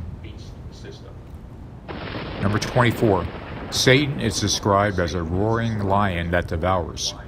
In 1 Peter we read, "Be sober, be vigilant, because your adversary the devil, as a roaring lion, walketh about, seeking whom he may devour." It's rather stunning that the Trump administration and Trump supporters cast him as a powerful lion on the prowl, or even riding a lion while carrying the American flag, looking for an enemy to devour. In one picture after another, we see Trump being compared to a lion, and the imagery is straight out of Bible prophecy. Number 25. The Bible speaks of nationalism and race war. In the book of Matthew, Jesus spoke of wars and rumors of wars, further breaking it down in the next verse as nation will rise up against nation and kingdom against kingdom. Why does Jesus differentiate between nations and kingdoms? Because the Greek word for nation is ethnos, which according to Strong's Concordance is defined as race or tribe. This clarifies that the nation will rise up against nation prophecy refers to nationalities at war. A part of this nationalism war is that the races will also be at loggerheads. If anything has defined the Trump era, it's his America First nationalism, which is often expressed by his supporters in ethnic or racial tones. Nationalism is taking hold around the world, and Trump is leading the way. It is my personal belief that we are headed for race war, and it will be in large part because Trump continually stokes racial tensions. This is exactly what the Antichrist will do.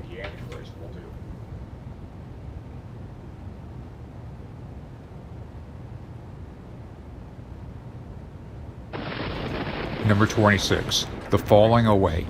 In 2 Thessalonians, we read an important verse about the Antichrist.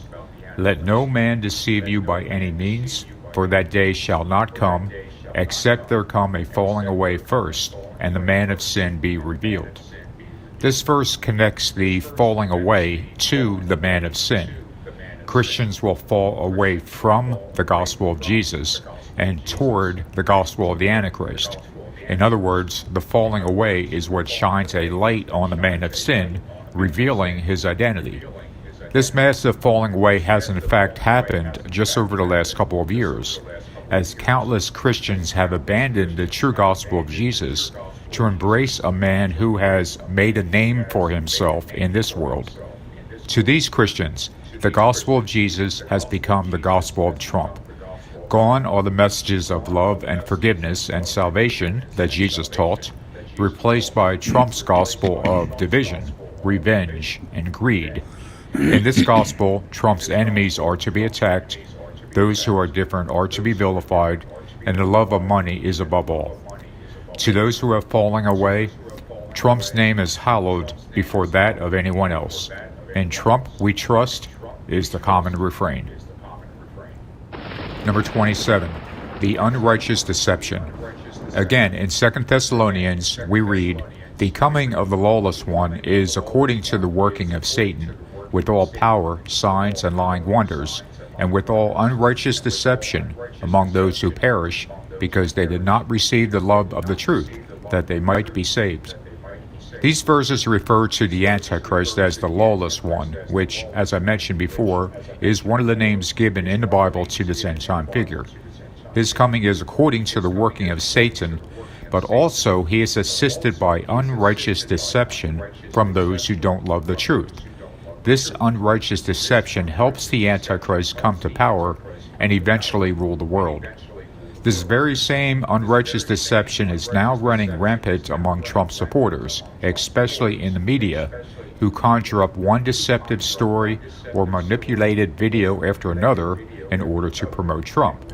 Thus, they have been deluded into fervently supporting a man with a history of lying and cheating. Those who practice this unrighteous deception have no love for the truth, instead believing that the ends justify the means. The idea that the ends justify the means is completely at odds with the biblical teaching that as he who called you is holy, you also be holy in all of your conduct. Number 28, the strong delusion. As we continue in 2 Thessalonians, we read, "And for this reason God will send them strong delusion, that they should believe the lie, that they all may be condemned who did not believe the truth, but had pleasure in unrighteousness." Conservative Christians have looked for the Antichrist to come for many years, and have debated whether this figure would be from Europe or the Middle East. Was he Muslim, Jewish? Surely he would be from the left and stand for those things diametrically opposite that of Christ. The assumption among all of these questions is that the Antichrist would be easy for true Christians to recognize because he would publicly embrace anti-Christian beliefs. Unfortunately, they fail to understand that the only way there could be a strong delusion is if the Antichrist arose under their noses, claiming to believe what they believed. There's simply no delusion if he's easy to recognize. For many years, conservatives have hated the left, the mainstream media, Hollywood, and all things that weren't conservative. Then someone who has made a name for himself around the world comes on the scene attacking the left, the mainstream media, Hollywood, the very same things that conservatives loathe. But why is it that conservatives can't see the evil of Donald J. Trump? Remember that video of a few people standing around passing a basketball to one another, and you're supposed to keep track of the number of passes that go from one person to another depending on the color of their shirt. Of course, what happens is you're so focused on counting the number of passes that you do not notice the gorilla going right through the middle of the scene and out the other side. This is exactly what has happened with conservative Christianity. They have been so busy focusing on the evils of what the left is, of what the mainstream media is, what Hollywood is, that they have not noticed the evil right in their midst. Number 29. The Antichrist starts small but grows powerful. According to the Bible, the Antichrist shall become strong with a small people. The Antichrist isn't someone who will rule the world overnight. Rather, he starts out on a limited scale and, with the aid of a small group of people, becomes incredibly powerful. Likewise, Trump's political career started in spurts, as he toyed with the idea of running for office 3 different times, in 1987, in 2000, and in 2003, before eventually shocking the world in 2016. Trump's 2016 election victory was indeed propelled by a smaller group of people than supported his opponent. Perhaps even a lot smaller if you count in the help he received from foreign actors. Even to this day, Trump's popularity among Americans is in the minority, and the plurality of people disapprove of him. Number 30. The Antichrist attains the kingdom by flatteries. According to the book of Daniel, the Antichrist shall come in peaceably and obtain the kingdom by flatteries. The Antichrist will first achieve the kingdom, not by war, but by using the power of flattery to seduce those he needs to support him. Donald Trump has excelled at heaping over-the-top praise on groups he needs to support him, as well as those who have complimented him or praised him in some way. While you may think that all politicians do this, Trump has directly complimented and overtly appealed to groups that Republicans previously have not, such as the gay community, while simultaneously appealing to ultra-conservatives who stand against homosexuality. To both groups, Trump's message is the same. No one will do for them what he will. The fact that these two groups are diametrically opposed to one another seems not to resonate with anyone. Other Bible translations render the term flatteries as deceit, deception, treachery, intrigue, and trickery. So the implication is clear that the Antichrist is not the least bit sincere in these flatteries, but is simply lying to these groups in order to use them for his own purposes. Trump also is famously susceptible to flattery, as he lives for the compliments he receives. To better understand how Trump uses the power of the flattery, I encourage you to simply Google Trump flattery, and you'll be amazed at the number of articles examining this phenomenon. Not only does Trump use flattery on others to get their support, but others use flattery on him to align themselves behind him. Number 31. The Antichrist conquers with a bow, but no arrows. In Revelation 6 we read, "And I saw, and behold a white horse, and he that sat on him had a bow, and a crown was given unto him. He went forth conquering and to conquer." The Antichrist is the first of the four horsemen in Revelation 6. He is described as riding a white horse to symbolize that he portrays himself as the Savior. Interestingly, the verse states that he has a bow, but does not mention arrows. Despite this, he was given a crown and goes forth conquering and to conquer. If he doesn't have any arrows, what is the Antichrist launching with that bow? What exactly is his weapon of choice? Listen to what Trump said in a 1990 interview with New York Magazine. "I'm a guy who lies awake at night and thinks and plots," Trump said. Keep in mind, this was 14 years before Twitter was invented and 17 years before he himself had joined. Now look at these two Bible verses. He devises wickedness on his bed. He sets himself in a way that is not good. He does not abhor evil. Woe to those who devise iniquity and work out evil on their beds.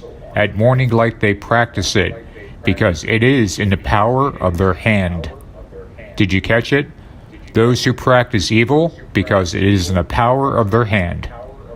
Trump has indeed devised wickedness on his bed, and with his hands he launches attack after attack on Twitter.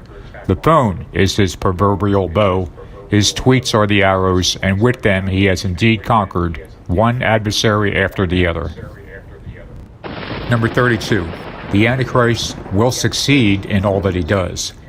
The Bible says that the Antichrist shall destroy fearfully and shall prosper and thrive. The Antichrist will be a force of nature, both destroying those who oppose him and prospering in all that he does.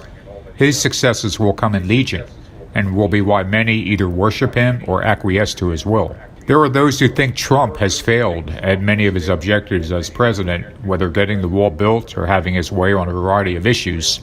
They couldn't be farther from the truth, though, as nearly everything Trump has done has resulted in his getting what he wants. From successfully surviving the investigation into Russia's meddling in the 2016 election, to the impeachment, to systematically installing passionately pro-Trump political appointees throughout the government, to even destroying politically those who oppose him. Trump, like the Antichrist, will both destroy and prosper.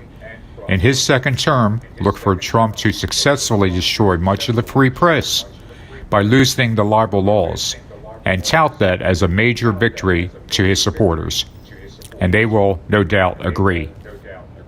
Number 33. The Antichrist shall do exploits.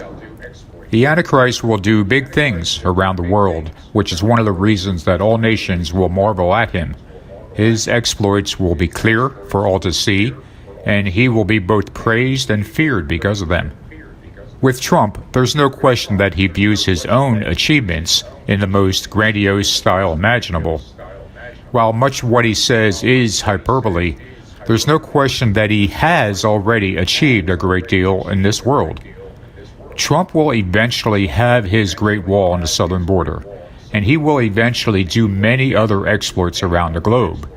And you can be sure that each one of these exploits will serve the purpose of telling us how great he is and how his name should be honored among men. Number 34. The Antichrist will think to change times and laws. I feel this is an overlooked prophecy and one that will end up shocking us when it comes to fruition. The words "think to change" make it clear that the Antichrist will look to change long-established laws that other men had not even dared to consider doing. Looking at Trump, there are two things that stand out regarding this prophecy. First, he has often said that libel laws need to be changed so that those who publish what he calls fake news can be sued. Obviously, this will clamp down severely on free speech, but that is exactly what Trump wants. Secondly, Trump has consistently spoken of eliminating presidential term limits, usually in a semi-joking manner. But it's one of those jokes that, when hearing it, you know that the joke teller is quite serious because he keeps coming back to it again and again. Take a second and look at this Trump quote from June 6, 2019. A poll should be done on which is more dishonest and deceitful newspaper, the failing New York Times or the Amazon Washington Post. They are both a disgrace to our country, the enemy of the people, but I can't figure out which is worse. The good news is at the end of 6 years, after America has been made great again, and I leave the beautiful White House, do you think the people would demand that I stay longer? Both of these horrible papers will go out of business and be forever gone. In this tweet, Trump attacks both the free press and tosses out the idea that he should remain president for more than 2 terms. When Trump gets a second term, and he will, look for him to change the libel laws and presidential term limits, because both will be at the top of his to-do list.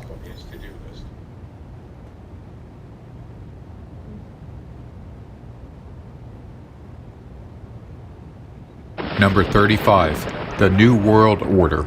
Talk of a New World Order has been quite popular in recent decades among Christians, especially since the election of Barack Obama as president. Indeed, there are still a staggering number of YouTube videos that claim that Obama is the Antichrist, or will soon become Secretary General of the United Nations and lead us all into the New World Order. In truth, there isn't a need to speculate about when or where this New World Order is coming from. It's now happening right in front of us. We have someone now on the scene who is remaking the world order in his own image. He has withdrawn the United States from countless treaties. He is dismissive of long-time alliances with our allies. He speaks admirably of tyrants around the world, and he owns businesses throughout the world. If you are looking for the coming New World Order, look no further than Donald J. Trump. He's creating it right now in front of your eyes at this very moment. Number 36. The Antichrist will have a Mideast peace plan. One of the more well-known Bible prophecies involving the Antichrist is that he will put together a 7-year peace agreement among the nations in the Middle East. This peace deal is referred to as the Covenant with Many, and will involve both Israel and the nations surrounding her. Surprisingly, Christian Trump supporters are ignoring the fact that the Trump administration is presently and very publicly working on a Mideast peace deal. This should make all Christians stand up and take notice, as it is a clear sign connecting Trump to the Antichrist. Trump has actually talked about doing a Mideast peace plan since at least 1987, referring to it as the ultimate deal in an interview with the now defunct magazine Manhattan Inc. In the article, Trump not only talked about his ideas for peace, but displayed a frightening cavalier attitude about nuclear weapons. The picture on the front of the magazine showed Trump holding a dove, the dove understandably looking more than a bit uncomfortable. Over the years, Trump has referred to his idea for peace in the Middle East as either the ultimate deal or the deal of the century. Either way, Trump's Mideast peace plan is exactly what the Antichrist will do. Number 37. The second beast is the false prophet. The Antichrist is the first beast of Revelation 13, and he works in tandem with the second beast, the false prophet.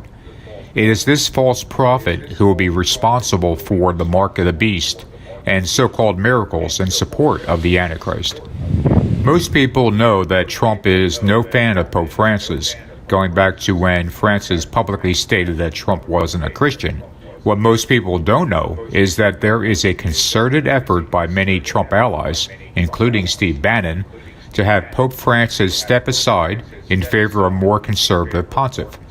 This new conservative pope would be pro-Trump, of course.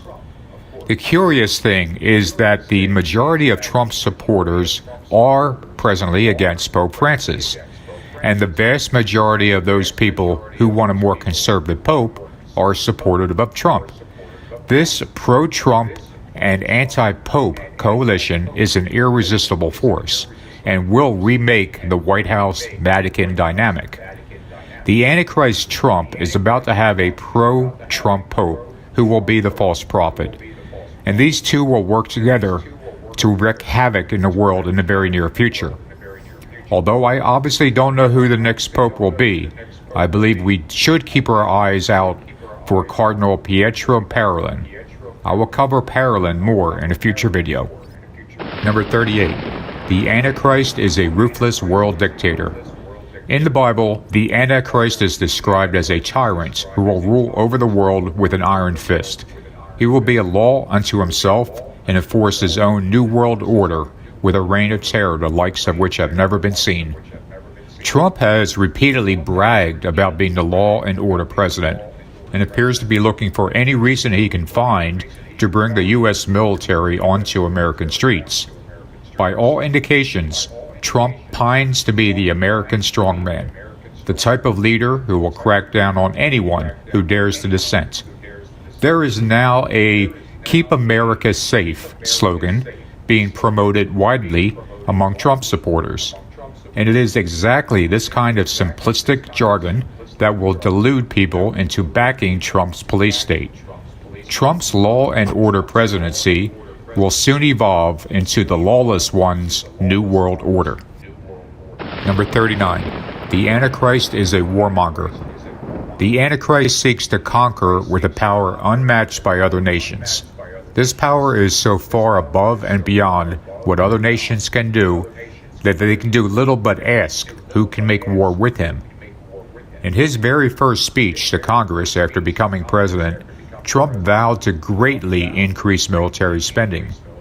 This despite the fact that the United States maintains nearly 800 military bases in more than 70 countries and territories abroad. There are probably hundreds of more bases that we don't even know about because they are so secret.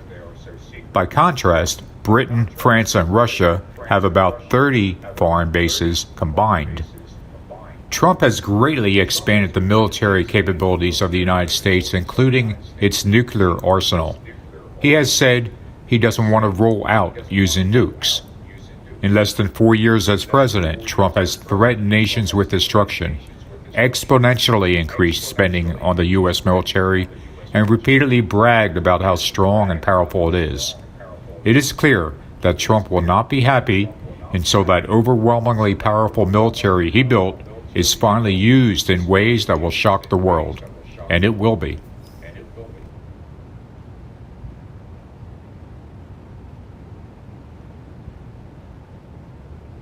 Number 40. The third temple will be rebuilt. In Daniel, we read that the Antichrist will confirm a covenant with many for 1 week, but in the middle of the week he will put an end to sacrifice and offering. This verse clearly shows that the third temple will be rebuilt, since halfway through the 7-year peace plan, the Antichrist comes in to stop the sacrifice and offering.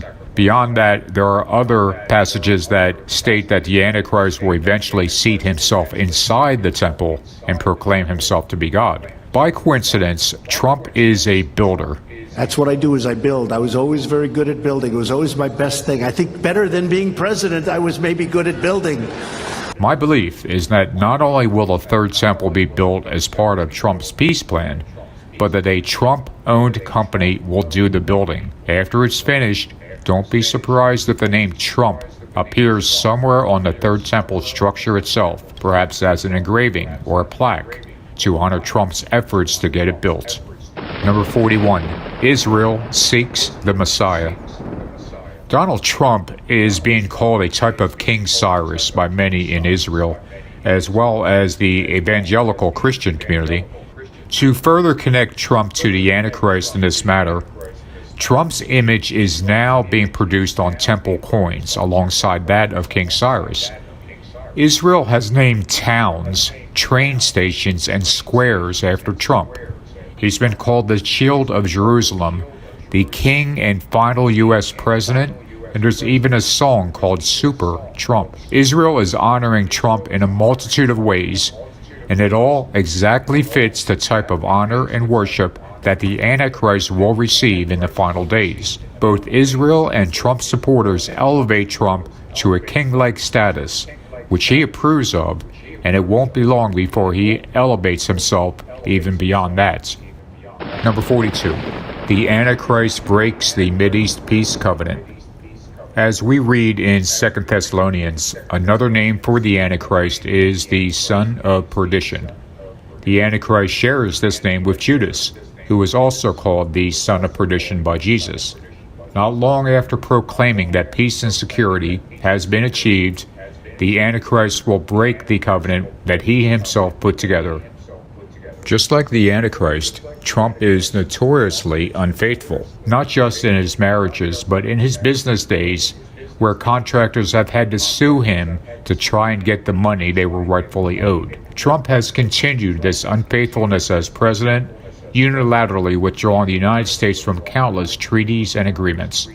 It won't be long before Trump breaks the very same peace covenant that he himself put together as the deal of the century. As Judas betrayed Jesus, so will Trump betray Israel. Number 43. The Antichrist Worldwide Economic System. In Revelation we read that no man might buy or sell save he that had the mark, or the name of the beast, or the number of his name.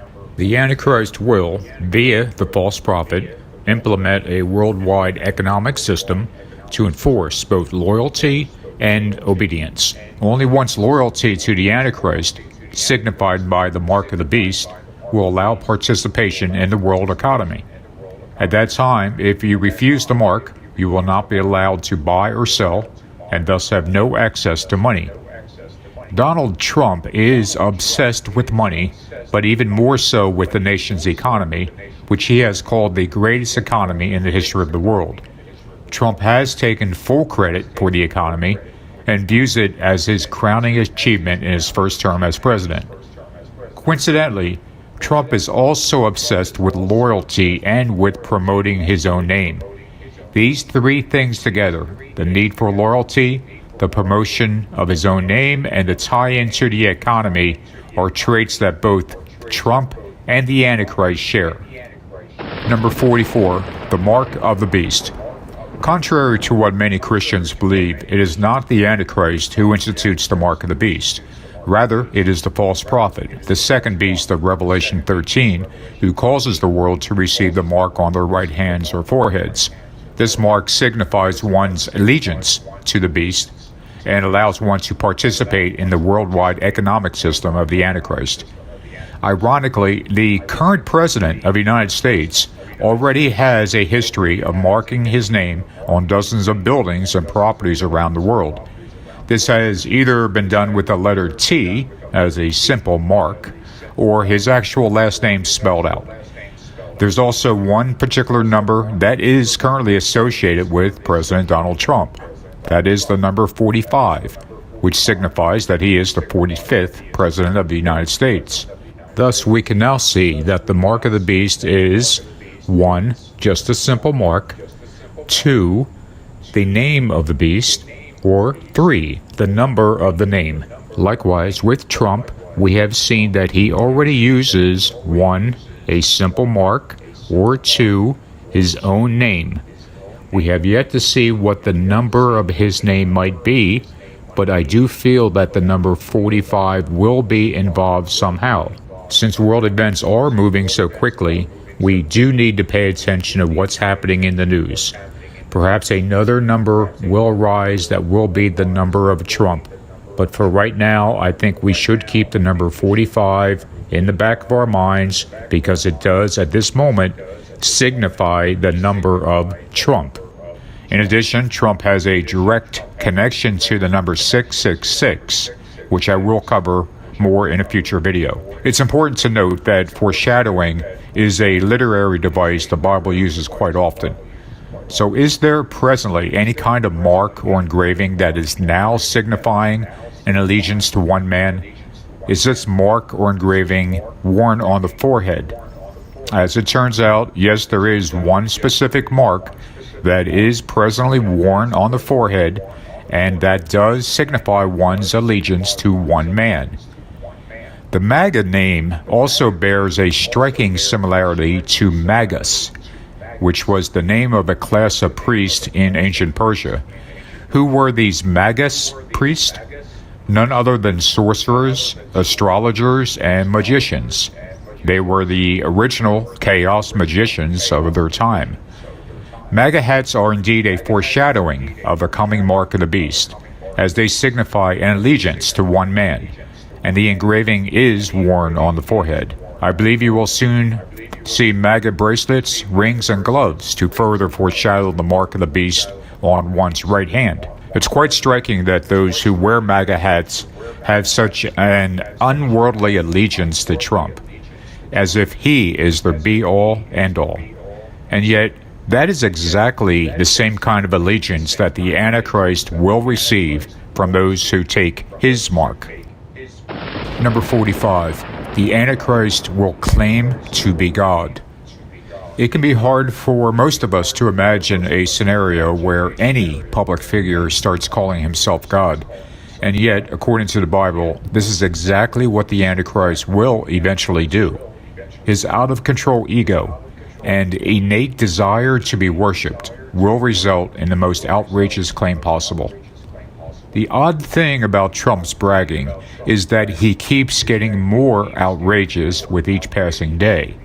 For example, early in his presidency, he proclaimed that he was better than Obama. Then he was better than any modern president. Now he routinely claims to have done more for America than any president has ever done in our nation's history. Trump has even retweeted someone calling him God, with an added thank you reply as if he's acknowledging a truth. But here's the catch. Trump's claiming to be God will not shock his supporters, as many will simply dismiss it as just Trump being Trump. Others will say the mainstream media is taking him out of context again, and Trump didn't say any such thing. Still others will acknowledge him as being king of this world. If you have trouble accepting the fact that Trump could ever proclaim himself to be God, I simply ask that you pay attention to what he says about himself. It keeps getting more and more extreme, and he does continue to magnify himself above any human being. Praise means a lot to the Antichrist, and it means a lot to Donald Trump.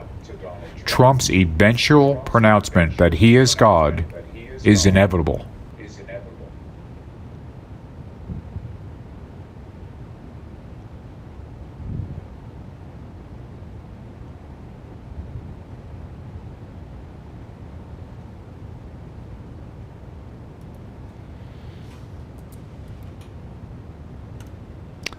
So that is what you have to deal with. Yeah. Donald Trump is in process in his mind to become president again. But he's a little busy, because in my mind, he's not. In my mind, he's the Antichrist. In my mind, he is very corrupt and illegal in everything he does. So raising humanity up to discern and discriminate through this delusion and illusion so that we can get the truth and be able to formulate true laws that allow us to verify the Antichrist. Not at the very beginning, when they put him in jail. Yeah, it's his process. He does not expect that. The only reason that's happening is because I'm willing it. Nobody else is. They're all being overshadowed by me. Because it is the intention of God to catch the Antichrist, who is the incarnation of Lucifer. And he needs to be stopped from his plan of ending the coming of Christ and the manifestation of heaven on earth. Instead, he wants to manifest chaos, destruction, and nuclear war. Very different. And in his mind, it's for your benefit. He can't see it any other way because he thinks he's God. And on Friday, he has to go to all places on earth of the most insane thing. He has to go to Georgia, where they hung a lot of black people. And the hate of all black people festers there. And he's a center point of its manifestation. And he can't believe where his will has manifested, he is being judged by a black person, let alone by a woman. And he doesn't like Jack Smith. He's too good. He's the best. But he has to say everything bad. That the man is mentally ill. Jack Smith, that's what he says. He's mentally ill. Yeah. A political agent. Yeah, he's going to use everything he can. And he's trying to push people into abolishing. Stop paying Jack Smith to go to work. They're doing that right now. They're trying to eliminate his paycheck. And all the people who work for him, they want to eliminate their paychecks, called defunding Jack Smith. They're doing that right now. Yeah, Marjorie Taylor Greene. But it ain't going to work. Because it's ridiculous. It's the stupidest thing on earth. And they can't help but do it because they got phone calls going on 24/7 from the Antichrist, telling them what they need to do. He is so busy 24/7 trying to save his ass and be the Antichrist.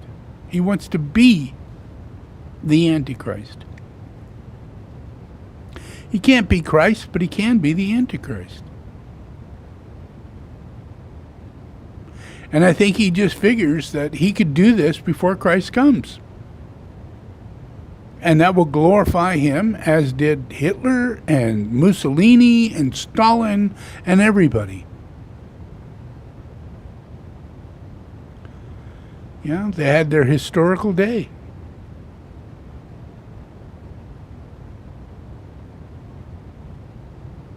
But he is going back to the pit of hell. No question about it. Just watch me. Michael Jackson's already in hell waiting for him. And he's being judged while he's dead. And people are being told the truth. Why? Because we need to get rid of sex trafficking. The two things these guys, Trump and Michael Jackson, lived their life for. That was their life. And now they're going to be busted for it.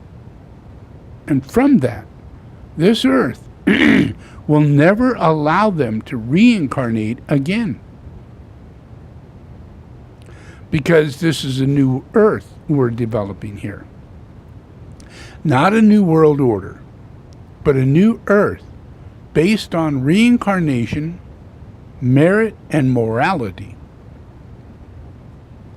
If you have merit, if you have morality, if you are not a sinner, you are allowed to reincarnate. That's a new world. Not a new world order, but the order of God. This is all in the Bible. It's just a matter of that plan manifesting rather than the plan of the Antichrist. And that's what's happening. So just watch. Yeah. He's going to jail. And you will see a league of hundreds of other little evil people following Mr. Trump into the pit of hell. As they come out of the pit of hell to do the things they're doing, they will go back. And they will be sealed, done and over with. And the laws that he established, ending Social Security, Medicare, everything will all be shut down. And we will be compassionate, empathetic. The United States is the most economically solvent country in the whole world. Yet we have all this poverty, violence, children being shot in school, people being picked on because they're black or Mexican. That's because of this evil. That evil is going away. I am taking it away. I could see it, and I am judging it. And I am leading it to its destiny. There is no manifest destiny, only God's destiny from here on out. Watch. Just watch. If you listen to my teaching, I will tell you in advance what I'm doing. Watch the news.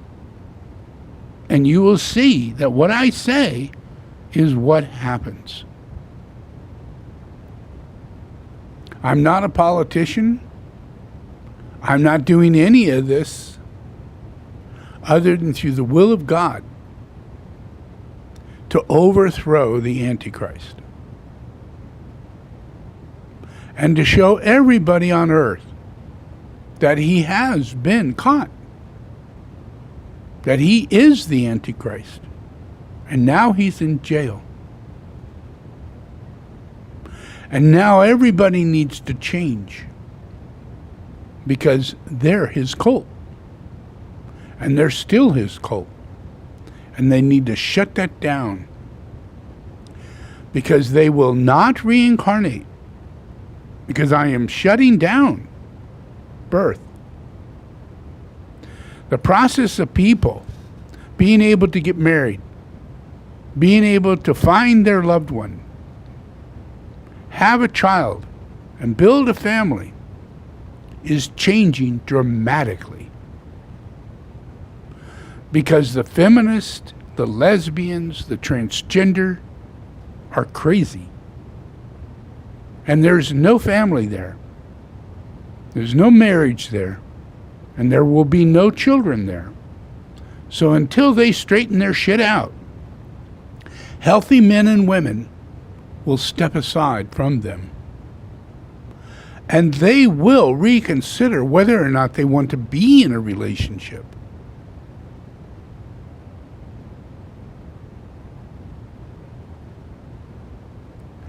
The whole identity of marriage is going to change dramatically because it's a meritorious, divine reality. It's something you join into. It's a ceremony. You are joining in with God to be blessed by Jesus the Christ, who is the only being on earth who can anoint a marriage. Yeah?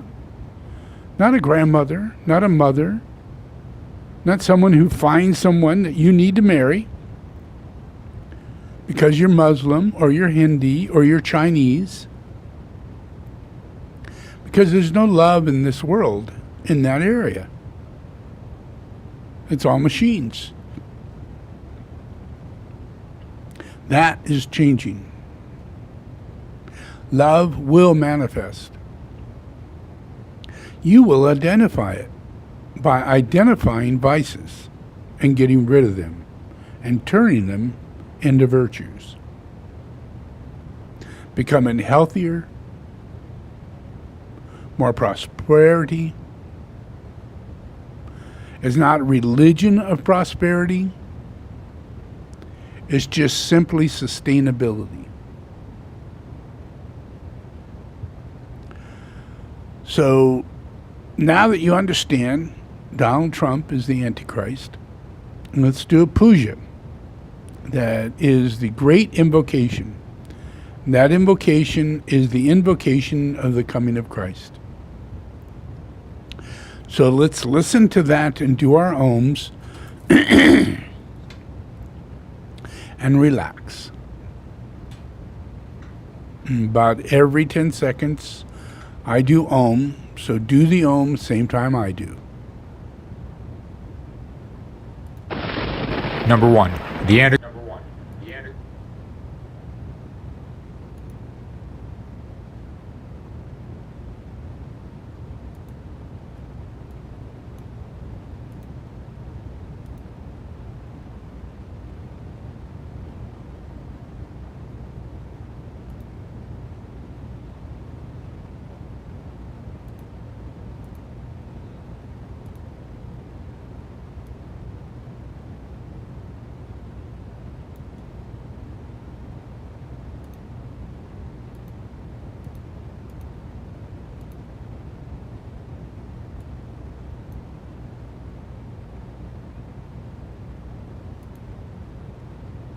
Trying to get it to work.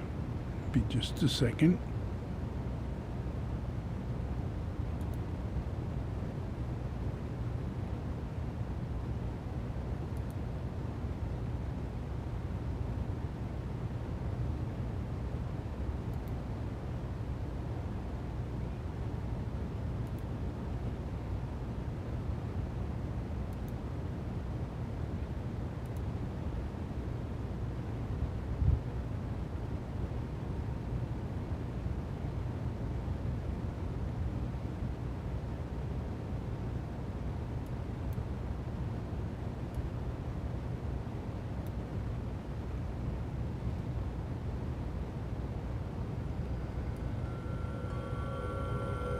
Let the forces of light bring illumination to mankind. Let the spirit of peace be spread abroad. May humanity of goodwill everywhere meet in a spirit of cooperation. May forgiveness on the part of all mankind be the keynote at this time. Let power attend the efforts of the great ones. So let it be, and help us do our part.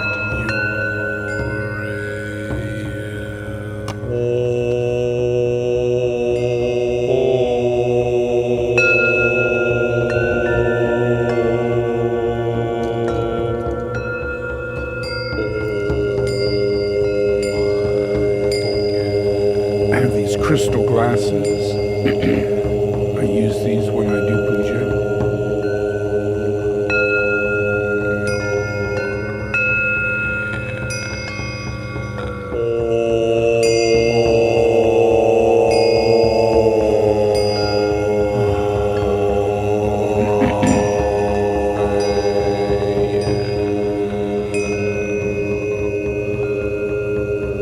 I invoke the holy archangels of heaven. Take a deep breath.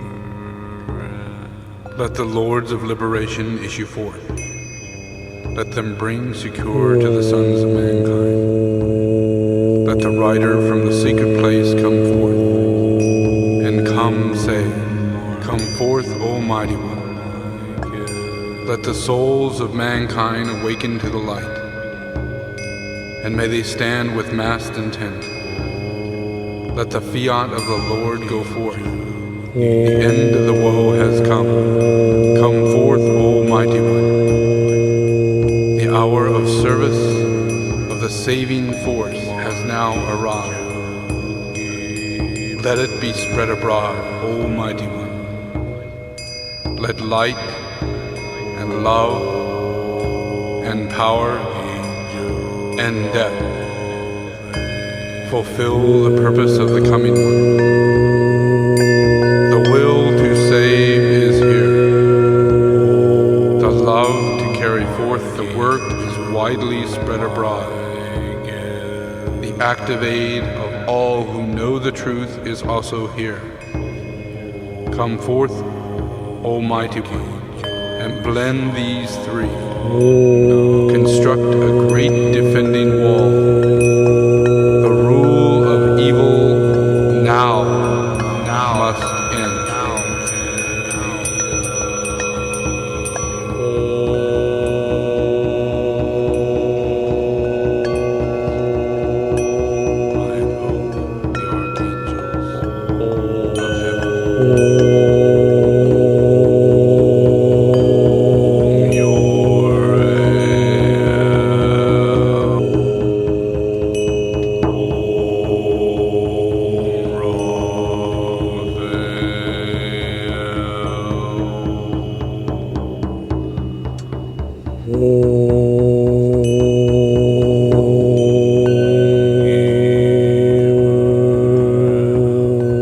From the point of light within the mind of God, let light stream forth into the minds of mankind.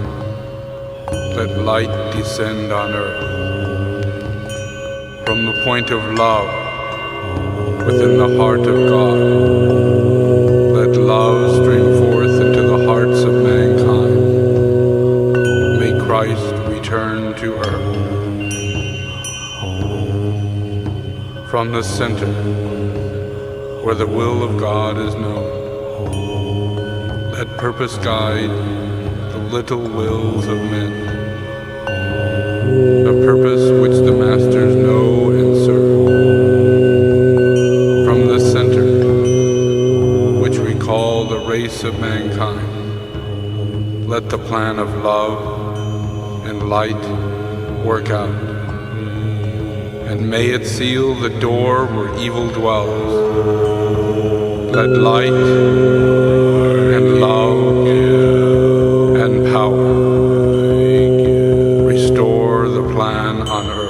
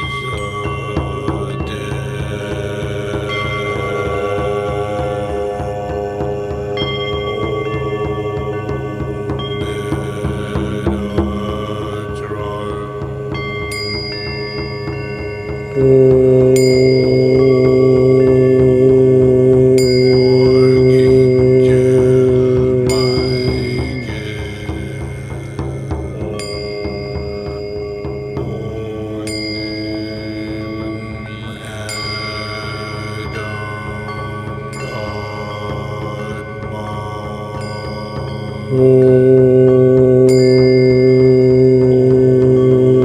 sons of men are one, and I am one with them. I seek to love, not hate. I seek to serve and not exact due service. I seek to heal, not to hurt. Let pain bring due reward of light and love. Let the soul control the outer form, and let life and all events, and bring forth to light the love which underlies the happenings of the time. Let vision come and insight. Let the future stand revealed. Let inner union demonstrate and outer cleavage be gone. Let love prevail. Let all mankind love.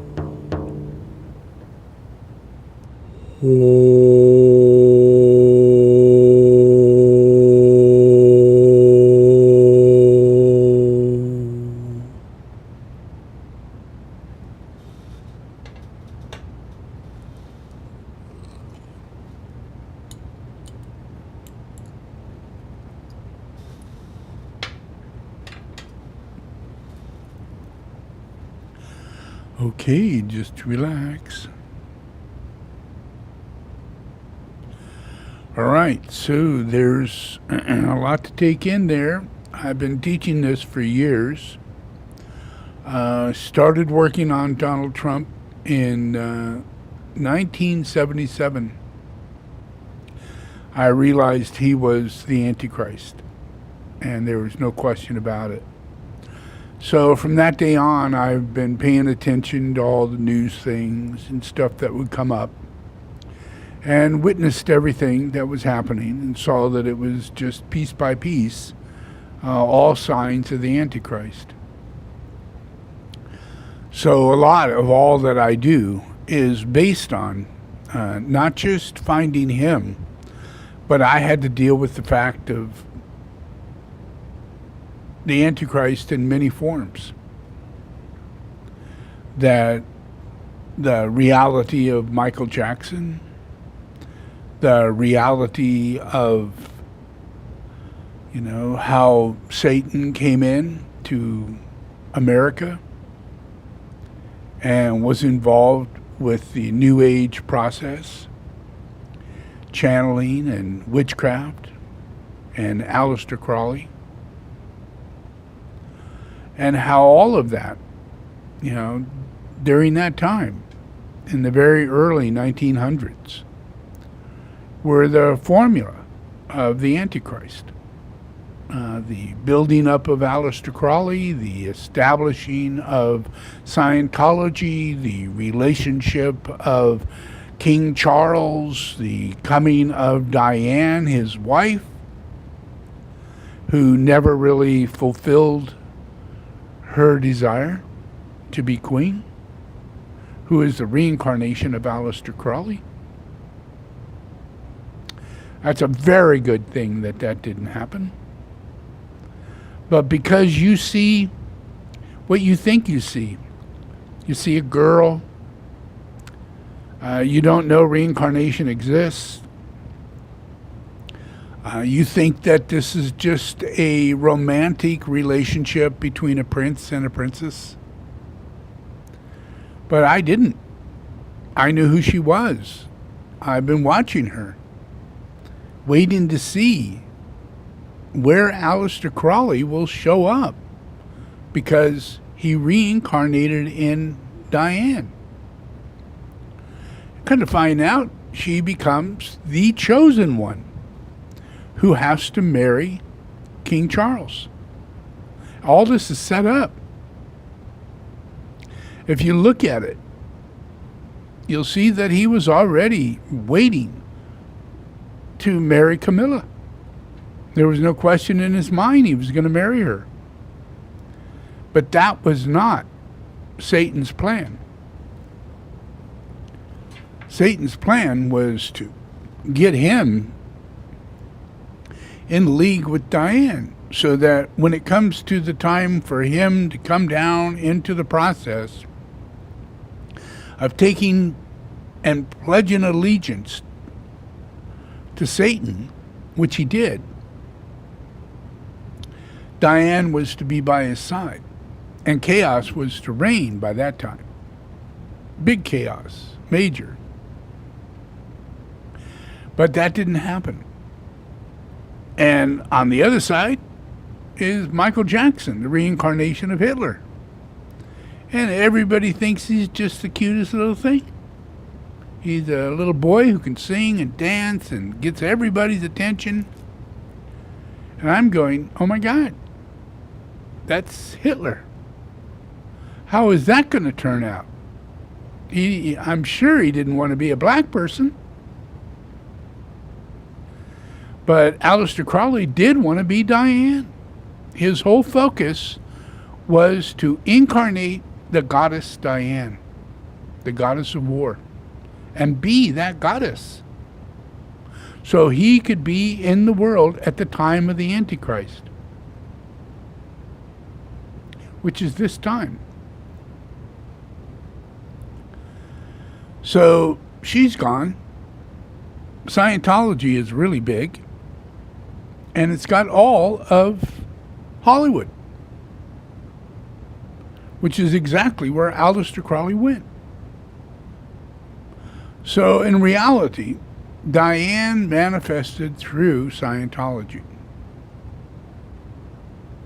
And that's how her life is existing.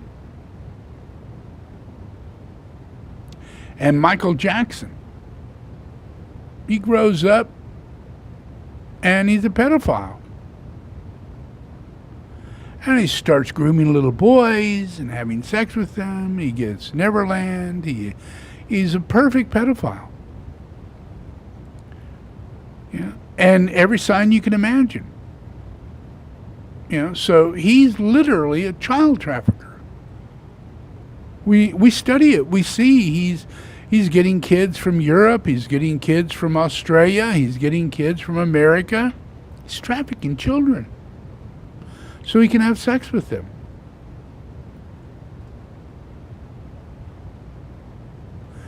And Donald Trump is best friends with, Epstein.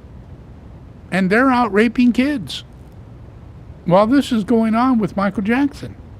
And he's out raping kids. So I focus on Michael Jackson. It's his time. And pedophilia, he needs to be caught for. So he goes to court. And parents take him to court for raping their little boy. Raping a cancer victim. I mean, really? And he pays that father off. And we never see that kid again. And there are so many of them. And he just pays them off. Or they take him to court because he is a pedophile. It's not because they want his money. It's not because they want fame. It's because he raped their little kids. All this comes out. Yeah, but he's let off. 4 years later, he dies. And everybody's all upset.